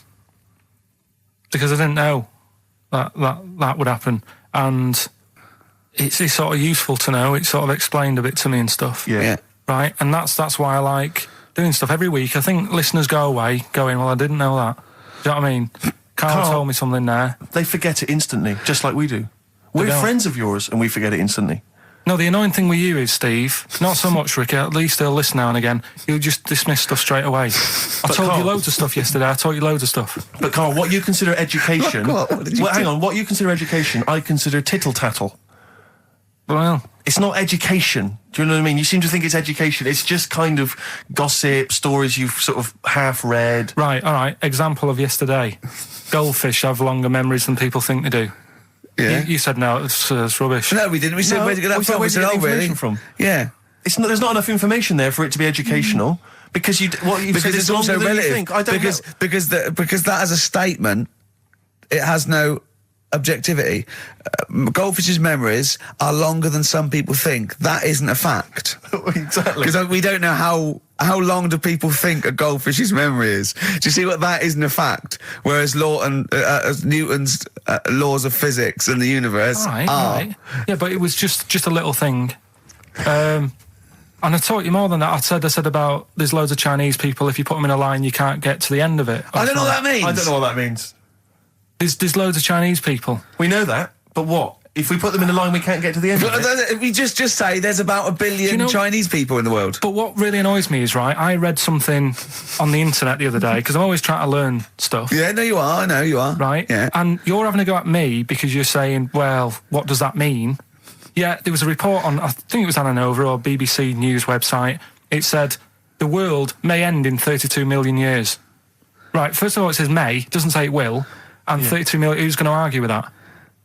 And yet they're allowed to put that on a website. You're not having a go at them. No, but you didn't read on. There's more information. That wasn't meant to be a newsflash to worry people. That was like, oh, scientists have discovered that possibility. That was just like. Yeah, but again, possibility. No, but Karl, there's other paragraphs that you haven't read. You see, that'll have to give explanations as to why they think that might happen. So therefore, it becomes a news item. It becomes educational.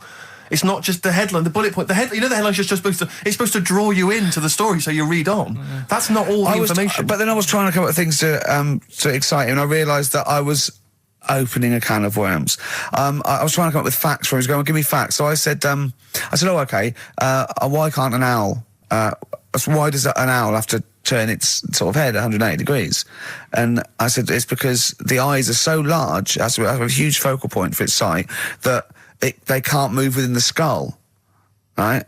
And he went, well, why'd they do that? Why didn't they just do it, give them normal eyes, and then after I've turned their head? I went, what do you mean? Why didn't they? He went, well, whoever did that. I went, well, it was evolution. He went, it's like giraffes. I read that giraffes grew their necks to eat food. So they didn't grow their necks to get the food.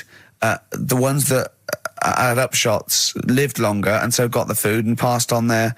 He went, yeah, but why didn't they just give them wings? I went, why didn't who just give them wings? He got angry and went, whoever gave them the necks! his understanding of evolution made me fall on the floor. Who do you imagine is they? Because you don't believe in God, do you? So who is it you imagine is they? Well, whoever made us sorted us out. Who? I don't know, it just happens, doesn't it? Yeah, exactly. Well, Karl, there's no will to evolution. It's natural selection, I isn't it? still don't get it, though. We talked about an hour, didn't we? I know. Yeah, but to be fair, I watched as Ricky tried to give you actually what was quite a concise and educated version of evolution. He tried to explain it to you, and I have never seen a person lose interest quicker. But I tried to use actual fact, then I tried to use metaphor and analogy, then I showed you some computer programs to show what biofeedback is and everything. I tried all these things, and Steve's right. You were looking out the window. Have you ever spoken, Karl, to someone who's got Alzheimer's disease? And you try to explain who you are, and they're listening, and then that's what you're like. It's extraordinary. But listen, seriously, I went home, I found this book, I found a couple of facts which I think are more up your street. Evolution, a little bit complicated, a little bit big. But this one, I think we may have mentioned it before, I think you'll like this. This is from a book of facts and trivia. The Egyptians trained baboons to wait on tables. That's interesting to you, isn't it? Yeah, that's pretty good.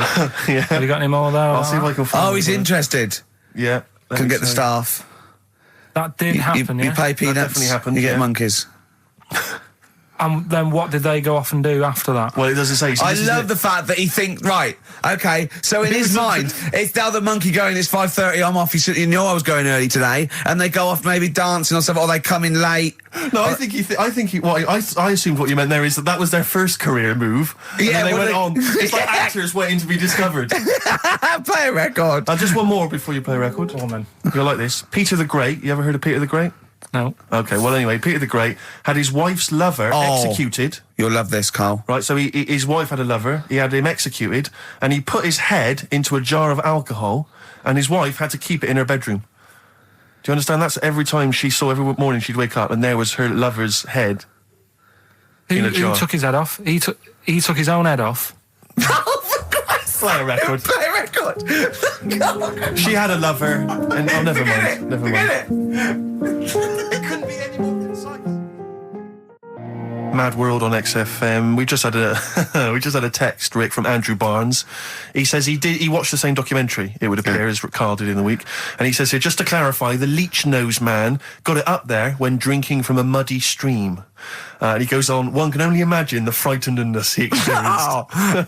Karl. Explain to him once more what happened with Peter the Great. All right, so we've got Peter the Great. Yeah. Okay. And his wife had a lover. That's another man. Another man. Not Peter the Great. She was having an affair with someone else. Right. And Peter the Great, he found out about that. Okay. Yeah. So he sliced off this bloke's head. He killed him. He executed him. Right. Are you with me so far? The fella who she was seeing for a bit. Yeah, there's only two fellas involved. There's two people involved. One's Peter the Great, the other one's not. Right. The guy that's not Peter the Great, Derek the Terrible, Derek the Rubbish. Yeah, right. He's having an affair with Peter the Great's missus. So Peter the Great slices off his head, puts it inside a jar of alcohol to preserve it, and puts it in his wife's bedroom. So every morning she wakes up, she sees her dead lover's head. You'd have thought he wouldn't have wanted to remember, wouldn't you? Oh. Best bury the head so she don't remember. Well, it was a reminder so as not to put it about. And did it work? Oh, I don't know. I love that. Again, that to me is an amazing thing to do. And you go, did it work? I mean, you've got quite an interesting mind, actually. I mean, you are, in some ways, really, really bright and intelligent. I love the way you think. You're one of the cleverest blokes in some ways that I know. I know it says I've got common sense. Well, yeah. And that's more important than knowing about, But it's what it's like you follow the subplot, which is quite an interesting thing. Do you know what I mean? It's like you tell you a story, you'll always pick up on something that I didn't even think was an important bit. It's like you're looking out of the window all the time. So what's important about that head thing? What do you mean? The head in a jar. It's a grotesque thing to do. It shows ego, power, cruelty, and revenge. Although I think it probably did work because he is called Peter the Great. Yeah. So you'd assume he got it right. Yeah. I don't see how you can query that. That's the sort of facts you give us. You see now, you're on the other side of the fence, and you've got questions just like we've always got questions. No, but in Karl's thing, it would have been, turns out, some weird happened, right? And he was still alive. And so she was still having sex with Body. And his head was watching. And Peter the Great didn't even know. See how he's perked up? I understand what you're saying. Now, I've learned some other stuff, so I'll see if I can, educate you a bit before 3. But I want to know, I'll tell you what education I want. I want to know what sort of things I can buy this weekend. Butt plugs? No. Have you got any adverts? Oh, yeah. XFM. It's My Life and No Doubt on XFM, their version of the Talk Love it. song. Love it. You've enjoyed that, Rick? Yeah, on XFM 104.9. Right, Karl. This is where he shines. This is what Karl gets Mondays off for. Yeah. Okay, Karl, what is it? You want to explain this? It's the bit when I'm in a film and sort of edit me into it so I'm like an actor in a major film. Yeah. We've done Kes, we've done One Flew Over the Cuckoo's Nest, Shining, stuff like that. This week, it's A Few Good Men. Brilliant film. With Jack Nicholson and that. Yeah. So you listen to this and we'll give the question later on. Probably. Let's give it after this. All right. Yeah, we'll give it after we've heard the clip. I haven't really got one sorted, but I think I want whilst it's on. So have a listen to this, take everything in, and then the question at the end. So it's a scene where it's the court case. Yeah. All right? All right. All rise. Call your witness. Yeah, he's just coming now. All right, Jack. Colonel. What? I'd appreciate if he would address me as Colonel or Sir. I believe I've earned it. Defense counsel will address the witness as Colonel or Sir. All right. All right, Colonel. Bit smart today with all the army stuff on. You ever served in an infantry unit, son? Nah. Brother did. He was in the army. Got kicked out though because he went for a packet of fags in a tank. Weird that, isn't it? No, it's not. It's tragic. I wouldn't say it's tragic. I'll show you something tragic. I always carry this book around with me. I always show it to people. It's got like the top 50 weird people in the world in it, right? It's all sorts of weird stuff in it. Look at this one here. It's a fella, right? He's got 2 heads. And the weird thing is, right, is the top 50 weird people in the world. He's at number 50, he's got 2 heads. Right? Makes you wonder what's going to be at number 1, doesn't it? Are these really the questions that I was called here to answer? No, but look at it. Imagine if you were his mate. You wouldn't get a word in edgeways, would you? If Maybe he didn't have any friends. Probably right, they say, don't they? They say 2's company, 3's a crowd, so... Please tell me that you have something more, Lieutenant. Yeah, I got loads more. For this fella at number 36, look at him. 3 legs. Little fella with 3 legs, right? Guess what his job is? My answer is I don't have the first damn clue. Well, I'll tell you. He's a juggler. I beg your pardon? He's a juggler. This is ridiculous. I know it's ridiculous. You're probably thinking what I'm thinking. Why wasn't he a footballer? The great at keepy uppies and that. I'll answer the question. You want answers? It's just that I'd like to know the truth. Because you can't handle the truth! Gentlemen. Well, I've paid for the book, so I think I'm entitled to know why I don't give a damn what you think you are entitled to! You better get somewhere fast with this, Lieutenant. What about this one, then? This lad here, he's 12 years old, he looks 48. What do you think? No. Why not, though? You said you didn't want to know any more about the juggler. You didn't say you didn't want to know I know what more I about said. I don't have to have it read back to me like I'm... Right. Lieutenant, do you have anything further for this witness? Well, just wanted to know if you thought Mr. Webfoot at number 42 should have took up swimming, but... Absolutely. And you'd say that now, wouldn't you? Forget it. Well, I don't know what to say, really. That's Karl Pilkington in the film A Few Good Men with Jack Nicholson, acting alongside Jack, and I have to say, giving him a run for his money. I think Karl is a really good actor. I genuinely think that.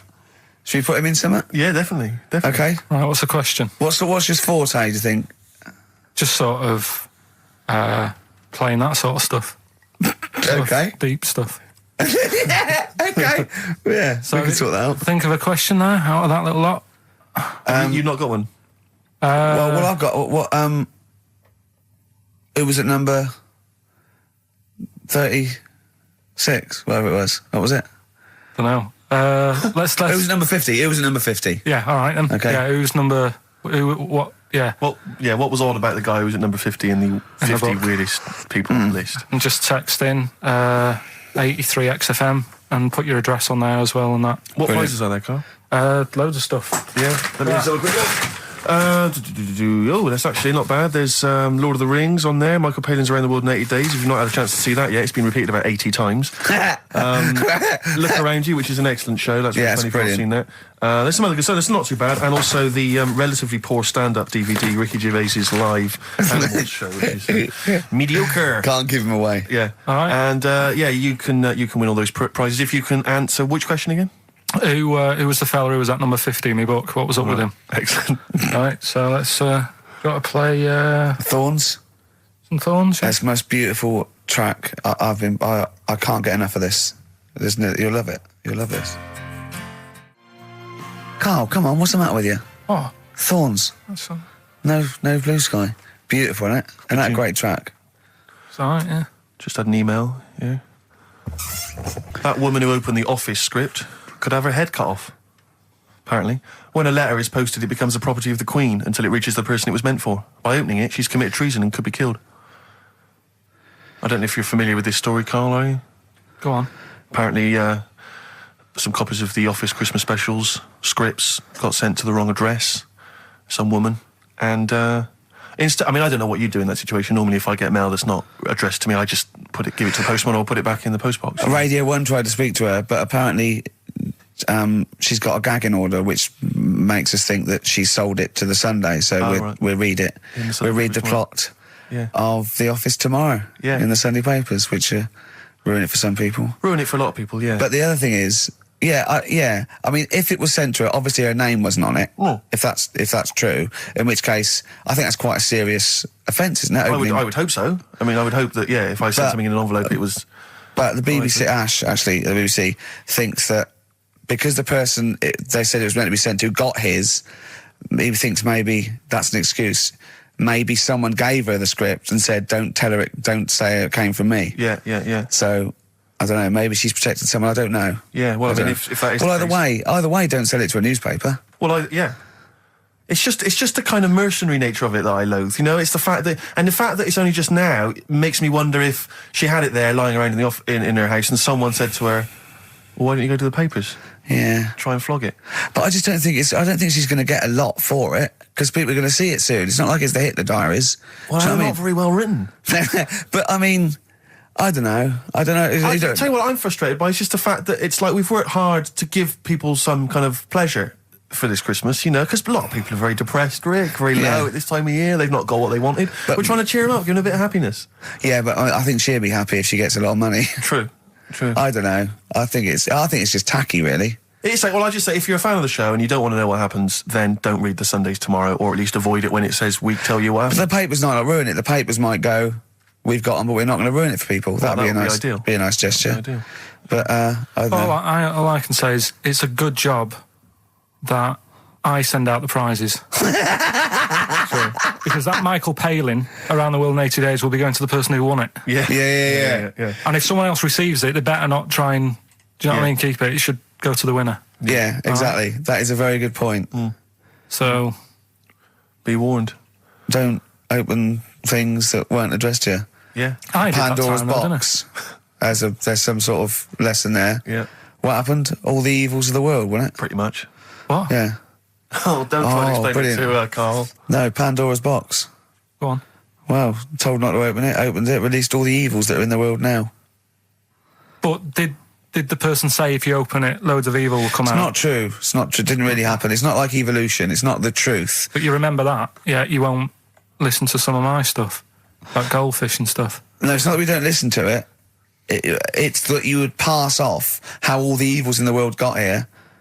Because on Ananova it would be, Pandora opens box. Actually, speaking of headlines. Here we go. Okay, look. Imagine if Pilkington was on News at 10, okay? We should just explain, you cannot be bothered to read an entire news story. You get everything you need from a headline, don't you?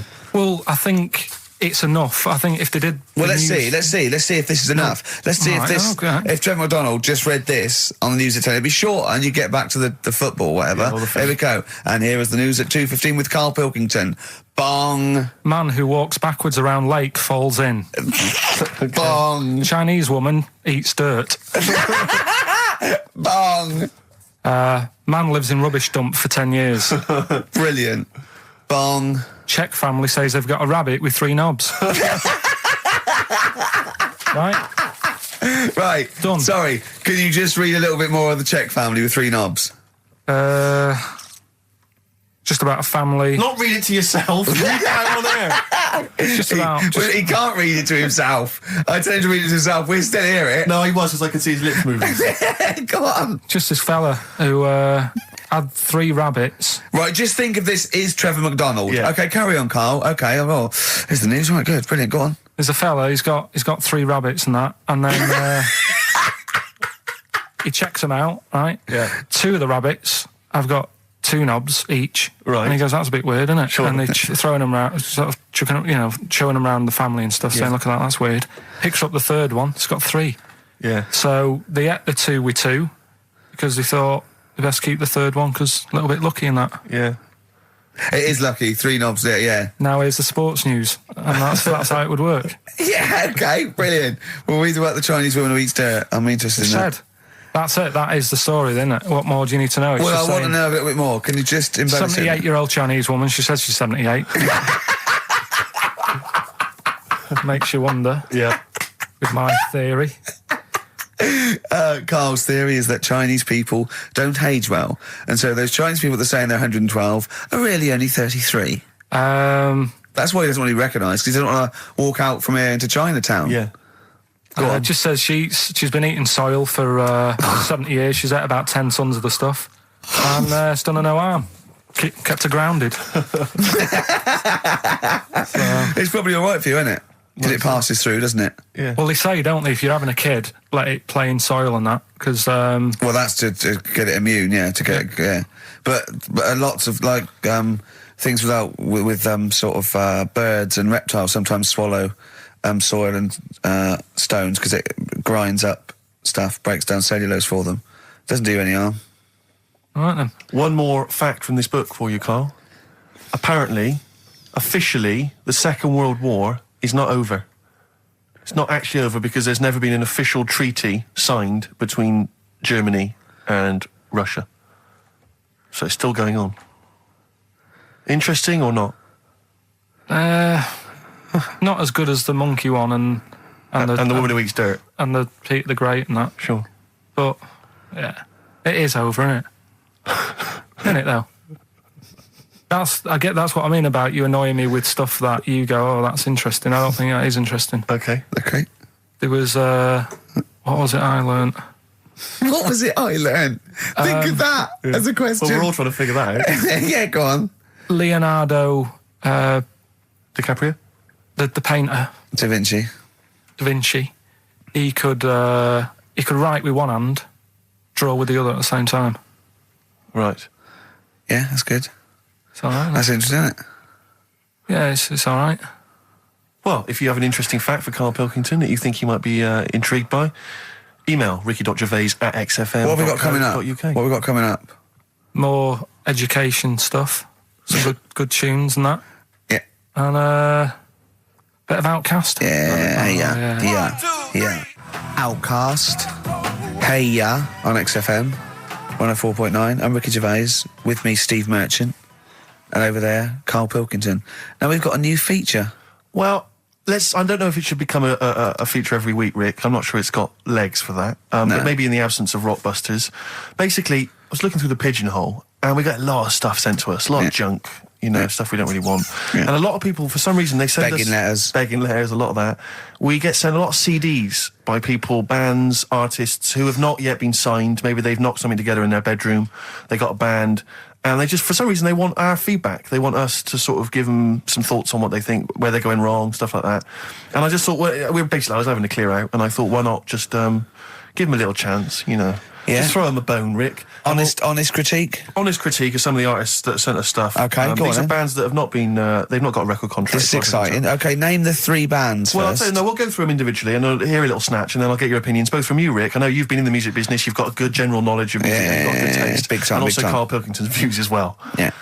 We know what to think of them. So this Go on. first band is called Kellerton Road. I'm sure they're very excited. As I said their name then, they probably can't believe it. They're phoning each other now. They're getting so excited. All friends are phoning them now. Yeah, Turn your exactly. phone off. They People can't in believe this they're band. You don't want to... Yeah. Well, okay, then Kellerton Road. Kellerton Road. Play a track from them.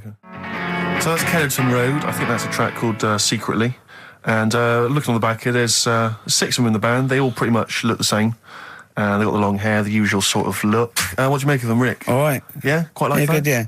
I mean, bit generic. The chorus is a little bit simplistic, but I like good production, good Yeah. good Reminds you of musicianship. something maybe like the Thrills, that sort of thing? Yeah. I mean, yeah, good. Jukebox or junk box? What's a junk box?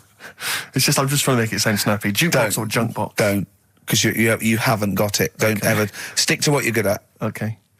What, being sexy? Just sort of watching Doctor Who and stuff. You like that, don't you? Yeah, I love it. Okay, then, right, what's the next one? So, well, let's just ask Karl Pilkington's opinion. Karl, what were your thoughts? Yeah, it's all right. Yeah? Yeah. That's it, is it? Yep. Is that why you're no longer right for the enemy? Go on. So what's this next one you've got for us then, Karl? Toffee. Toffee? It's called Born Depressed. Oh, dear. Brilliant. Is it about you? There we go, I Toffee. quite like that. Yeah? I sort of a bit glammy, bit underground. Yeah. What do you make of the name, Toffee? I don't like the name. It's not great, is it? No, but I quite like that track. Quite like the track. I'm just looking at the CD, they've made it themselves, and basically the band feature on there completely nude. Oh. What do you... Well, we know what we think of that. What do you think of that, Karl? I'm happy with that. Let's have a look, though. Have a look there. That's no point, is it? There's quite a lot of blokes and there's one naked lady. Oh, just having a look, though. Just... Yeah. What are you looking at the blokes? What are you looking at? Why are you looking at the blokes? That's knob. Just having a look. But you look at their knob. I can see by the way your eyes are looking. I'm looking at the woman's knob, though. Well, she won't be happy with that. No, that's a bloke, Karl. Yeah, that's where you've been going wrong. Yeah, that's the woman. Yeah, that's what I was looking at, that one. The woman's knob, so that's all right. Yeah, good. So Rick, hit parade or shit parade? I don't know if it's going to be... I don't think it's going to be a hit yet, because I haven't got backup, but I think we're looking more about whether they get... A record deal. Do you think they deserve one? Yeah, thumbs up for both of them. Okay, excellent. Well done. All right, well done. And Karl, play the last one then. What did you make of it? Sorry, we didn't ask your opinion. We weren't interested. Like to see him on CD UK. Just like that on the CD cover. Okay. And this last act, I think, is this right? Picture Centre? Yeah. Picture Centre. Picture Centre. My favourite. You like that? Yeah, that's my favourite out of all of them. Good, there's a bit of Amy Mann in there. A little bit Cocteau Twins. Yeah. No, really good. I really like, really good, really intriguing that. Karl Pilkington? Yeah, it's all right. If you didn't like it, what would you say? It's weird though, isn't it, music? No, do you know what I mean? It's like, it depends what you're doing. Do you know what I mean? That's all right. If you're just having a game of crib or whatever, it's just on in the background. That's the thing with music. I don't think you can sort of slag any of it off. It's times, and it depends what mood you're in and stuff. Yeah. So this is a pointless feature. It's a pointless feature. We'll do it I again didn't then. come up with it. No, I don't. All right, don't slag it off. Okay, we'll do that again then. I was quite enjoying that, but okay. No, do you understand what I'm saying? Well, that it's not worth having an opinion about music. Well, I'm not that bothered. I'm just saying... Imagine if he was on the panel of Fame Academy or Pop Idol. Yeah. That'd be great. He'd go along, and Nicky Chapman go, yeah, you've really improved. I really like that. I don't know what you're wearing. Dr. Fox, you were hot, baby. I loved it. Like your legs, like all your boobs and all that. Brilliant. Come to Karl. Not bothered. All right. Yeah. Brilliant. No, we'll keep it up, you know. Play a record. Yeah. Oh, come on. This is my favourite. Can I change? Well, this is my favourite out of all 4 of them. Lynyrd Skynyrd. Yeah? Yeah. Slam dunk this puppy. Jet and roll over DJ on XFM 104.9. All right? Karl, just an email, a question for you. Can you please let me know which school Karl went to? What school do you go to? Sessav. What? Sessav. Sessav? Yeah. What does that mean? It was on Cecil Avenue. Cecil Avenue in Manchester? Yeah. It's just he says, I'd like to know so that I don't send my kids to the same place. He also says, he says, P.S., does Karl look like Gollum in Lord of the Rings? Yes. He does, doesn't he? Yeah, that's very good. Yeah, in fact, I was just putting a little bald wig on you, wasn't I? Like he needs one. Yeah. So, if you just want some to of the fun and games we have when the songs are on. Yeah, did it hurt? Just a little bit. The bit that worried me is when you said, let me just staple it. Yeah, well, I was trying to get it under your chin because it looked funnier, and he was scared. Oh, I remember. Do you remember I did that thing with the tea towel? Have you told Steve about that? I don't think I have. It's not something I'd shout about, to be honest. Go on. Went round his place, and he said, "Oh, before you go, I must try something." Because I couldn't get squeezing hard enough. I can't, because I'm not strong enough to hurt him anymore now, or am I? I think I can take it a bit more than I could at the start. Yeah, so I wanted to squeeze his head more. So what did I do? So he said, just hang on, I've got a tea towel. He brought a tea towel in now. I need something sort of long and thin. What can I get? He's asking his girlfriend, where's that there? Comes in with a spatula, right? He puts the tea towel on my head and manages to sort of put the spatula in and turn it round so that the tea towel is tightening on my head. Yeah. Using little pressure, would you say, from you? Yeah, just little. It's brilliant. It was like a tourniquet, and I just turned it a little bit, and he screamed almost straight away, didn't you? It hurts. But I don't. But why did you think that was good? When would you need to use that tool? I knew. I did it on my other bald mate, Rob, who was over, and he screamed as well.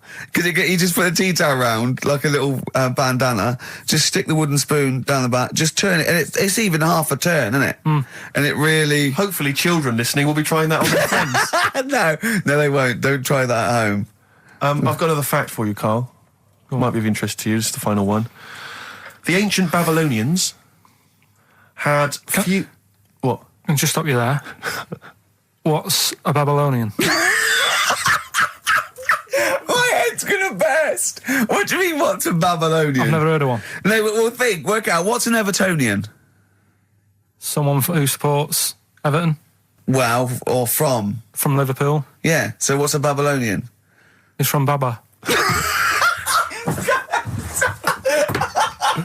Yeah, well, anyway, some people from Baba, ancient Baba, they didn't have very many doctors in those days, all right? Because they felt that illnesses should be left to the wisdom of the public, right? So if you were sick, okay, you were placed in the city centre, right? And then a passerby... Outside Baba. And a passerby who had suffered from the same ailment or who had seen it treated in the past, they would pass by, they would give them advice on how to be cured. Do you understand? So there'd be no doctors, just people passing by would see, they'd say, what's wrong with you? And they'd say, well, blah, blah, blah, I've had the same thing, here's some advice. And pedestrians were forbidden to pass such an individual without inquiring about the complaint and prescribing for it if they knew how to. So hang on, so there's someone ill. Yeah. It's outside the town hall. Yeah. People walk past, go, what's up with you? They go, oh, my foot hurts. And they go, you've got to do this to get rid of that. Yeah. And were they ever right? Well, what do you mean? Were they ever right? Well, how do we know? What are you telling me? What? What have you just told me? What am I meant to take from that? You just said strangers sort of say, you've got that wrong with you. I think he's sulking. I don't think he's ever going to take anything we tell him again because we don't... No, but I don't like the fact that he goes, monkeys can do armed robberies, and we go, no, they can't. I don't understand what the problem is. But how is that different from telling me that a Chinese woman ate dirt? How is that not the same sort of Because that's weird. Someone sat in Trafalgar Square going, I've got a headache and I go take some Nurofen, isn't shocking. I'm not a doctor. I've given him a bit of advice. But neither is the dirt lady. She's not particularly interesting. Neither of them are particularly interesting. I'm just trying to give you an example of the same sort of drivel you feed us every week. Would you sort of have tea round at her house? It's weird. The Chinese woman... Right, so it's weird. Okay, now we're getting somewhere. It's weirdness that you're interested in. See, I thought that you were actually interested in sort of interesting sort of stuff. But if it's weird, it helps. If it's weird, it helps. Yeah, I mean, it doesn't have to be major news. The other day there was something about this fella who... I think he wanted to be an actor, right? And he was trying all his life to be an actor. Couldn't get a gig anywhere, right? So when he died, he said, right, I'm going to leave all my money to the theatre as long as that theatre uses my skull in that play they do with the head. Hamlet. In Hamlet. So that's sort of news, and it's weird. Right. What money did he have if he's been struggling actor? He had some money in that. What did he do? I don't know. Oh, that's what I'm interested in, what he did. Yeah, that's what me and Steve... Yeah, that's what me and Steve are interested in, what he did, how he earned his money. So, because you were going to educate us this week with some interesting facts. Oh, yeah, come on then. Is that it, or have you got more? Well, that's weird. But that's not educational. You didn't give me his name, you didn't give me when, you didn't give me what theatre. No, but also to take from it. Do you know what I mean? If people listening and go, well, I'm a bit like that, it's like if you've got to be dead and have your skull on stage, that isn't the job for you. That's what I'm saying. If it takes that much, give it up, do something else. Right? What else have I taught you? I don't know. You haven't taught us, so you've never taught me anything. See, we'll just have to sort of... What, agree to disagree? Right. I don't know what you can sort of learn from this. Go on 7 Up, the drink. Yeah. Right. We're actually on air now, aren't we? Yeah, this is right, it. Okay. This is it, baby. This is a radio show that we're paid Forget for. That, then. Forget. No, come on, 7 Up. It's not really... Not important. It's not interesting. More Go important. on, come on then. The little red dot, that's above the 7 on the can. Do you know, it says 7 Up and there's a little red dot. Yeah. That red dot's there because the creator of it was an albino and he had red eyes. And he had that little thing there as his little trademark. Is that true? It's true. That's quite interesting. Right then. So that's what I'm saying. It's not that important, but it's interesting. If it's true, that's interesting. It isn't. It's true and it's interesting. Okay, that's good. You know, Coke used to contain real cocaine. So well, they used to be medicines, didn't they? Tonics, yeah. No, they were medicines. I read that tomato ketchup and Coca-Cola started off as medicines. Probably not a medicine, probably more of a tonic, because it probably a pick-me-up, wasn't it? If I had Coke in it and caffeine and sugar, and same as ketchup, probably lots of vitamin C and lots of sugar, it was probably more of a tonic. It wasn't really a medicine. They didn't say, cancer, have this on your chips. It's some HP. Wasn't a medicine, it was... Well, it was, kind of. All right, okay, let's agree to disagree on that particular one. Okay, all right, yeah. Is that it, Carl? Because you've been educated this week. You've given us the 7 Up thing, okay. I've told you about the goldfish. Not really, but yeah. He didn't tell us anything about goldfish. This is your fact, right? You know what? Goldfish might have longer memories than some people think. That's not a fact. That under no circumstances would imagine Magnus Magnuson saying, what animals might have longer memories than most people think? This is goldfish correct. Imagine that as a question. How is that a fact? If you ever have children and you can educate them with this kind of drivel, is this how you're going to raise your kids? So their minds just pumped full of this That'd be my rubbish? job. I'd keep them interested with stuff like that. Right. Yeah. Suzanne does the proper stuff. Yeah. So you agree there is some proper stuff? Yeah, but I wouldn't make him do it. I'd just sort of leave the book there, and then if he read it, I'd go, that's good. That is. What book would you think? What, the 50th freakiest people ever to be born? Give him that to start with. What would you tell me your favourite was? The little fella who's playing the keyboard? That or the three-legged fella. Yeah, okay. So he's learnt that. That's the first day at school. What would you teach him the second day at school? I don't know, because... Why do owls have to turn 180 degrees to look the other way? Because they've got big eyes. Yeah, and what's that mean? What do you mean, what's it mean? Can I just... I don't think you should have children. Well, Suzanne's always saying, she'd like to hear tiny feet running around the flat stuff. Yeah. I just said, let's get a little midget cleaner. Right, haven't got long. We better give the winner. We got monkey news coming up. We haven't really got any monkey news. What do you mean?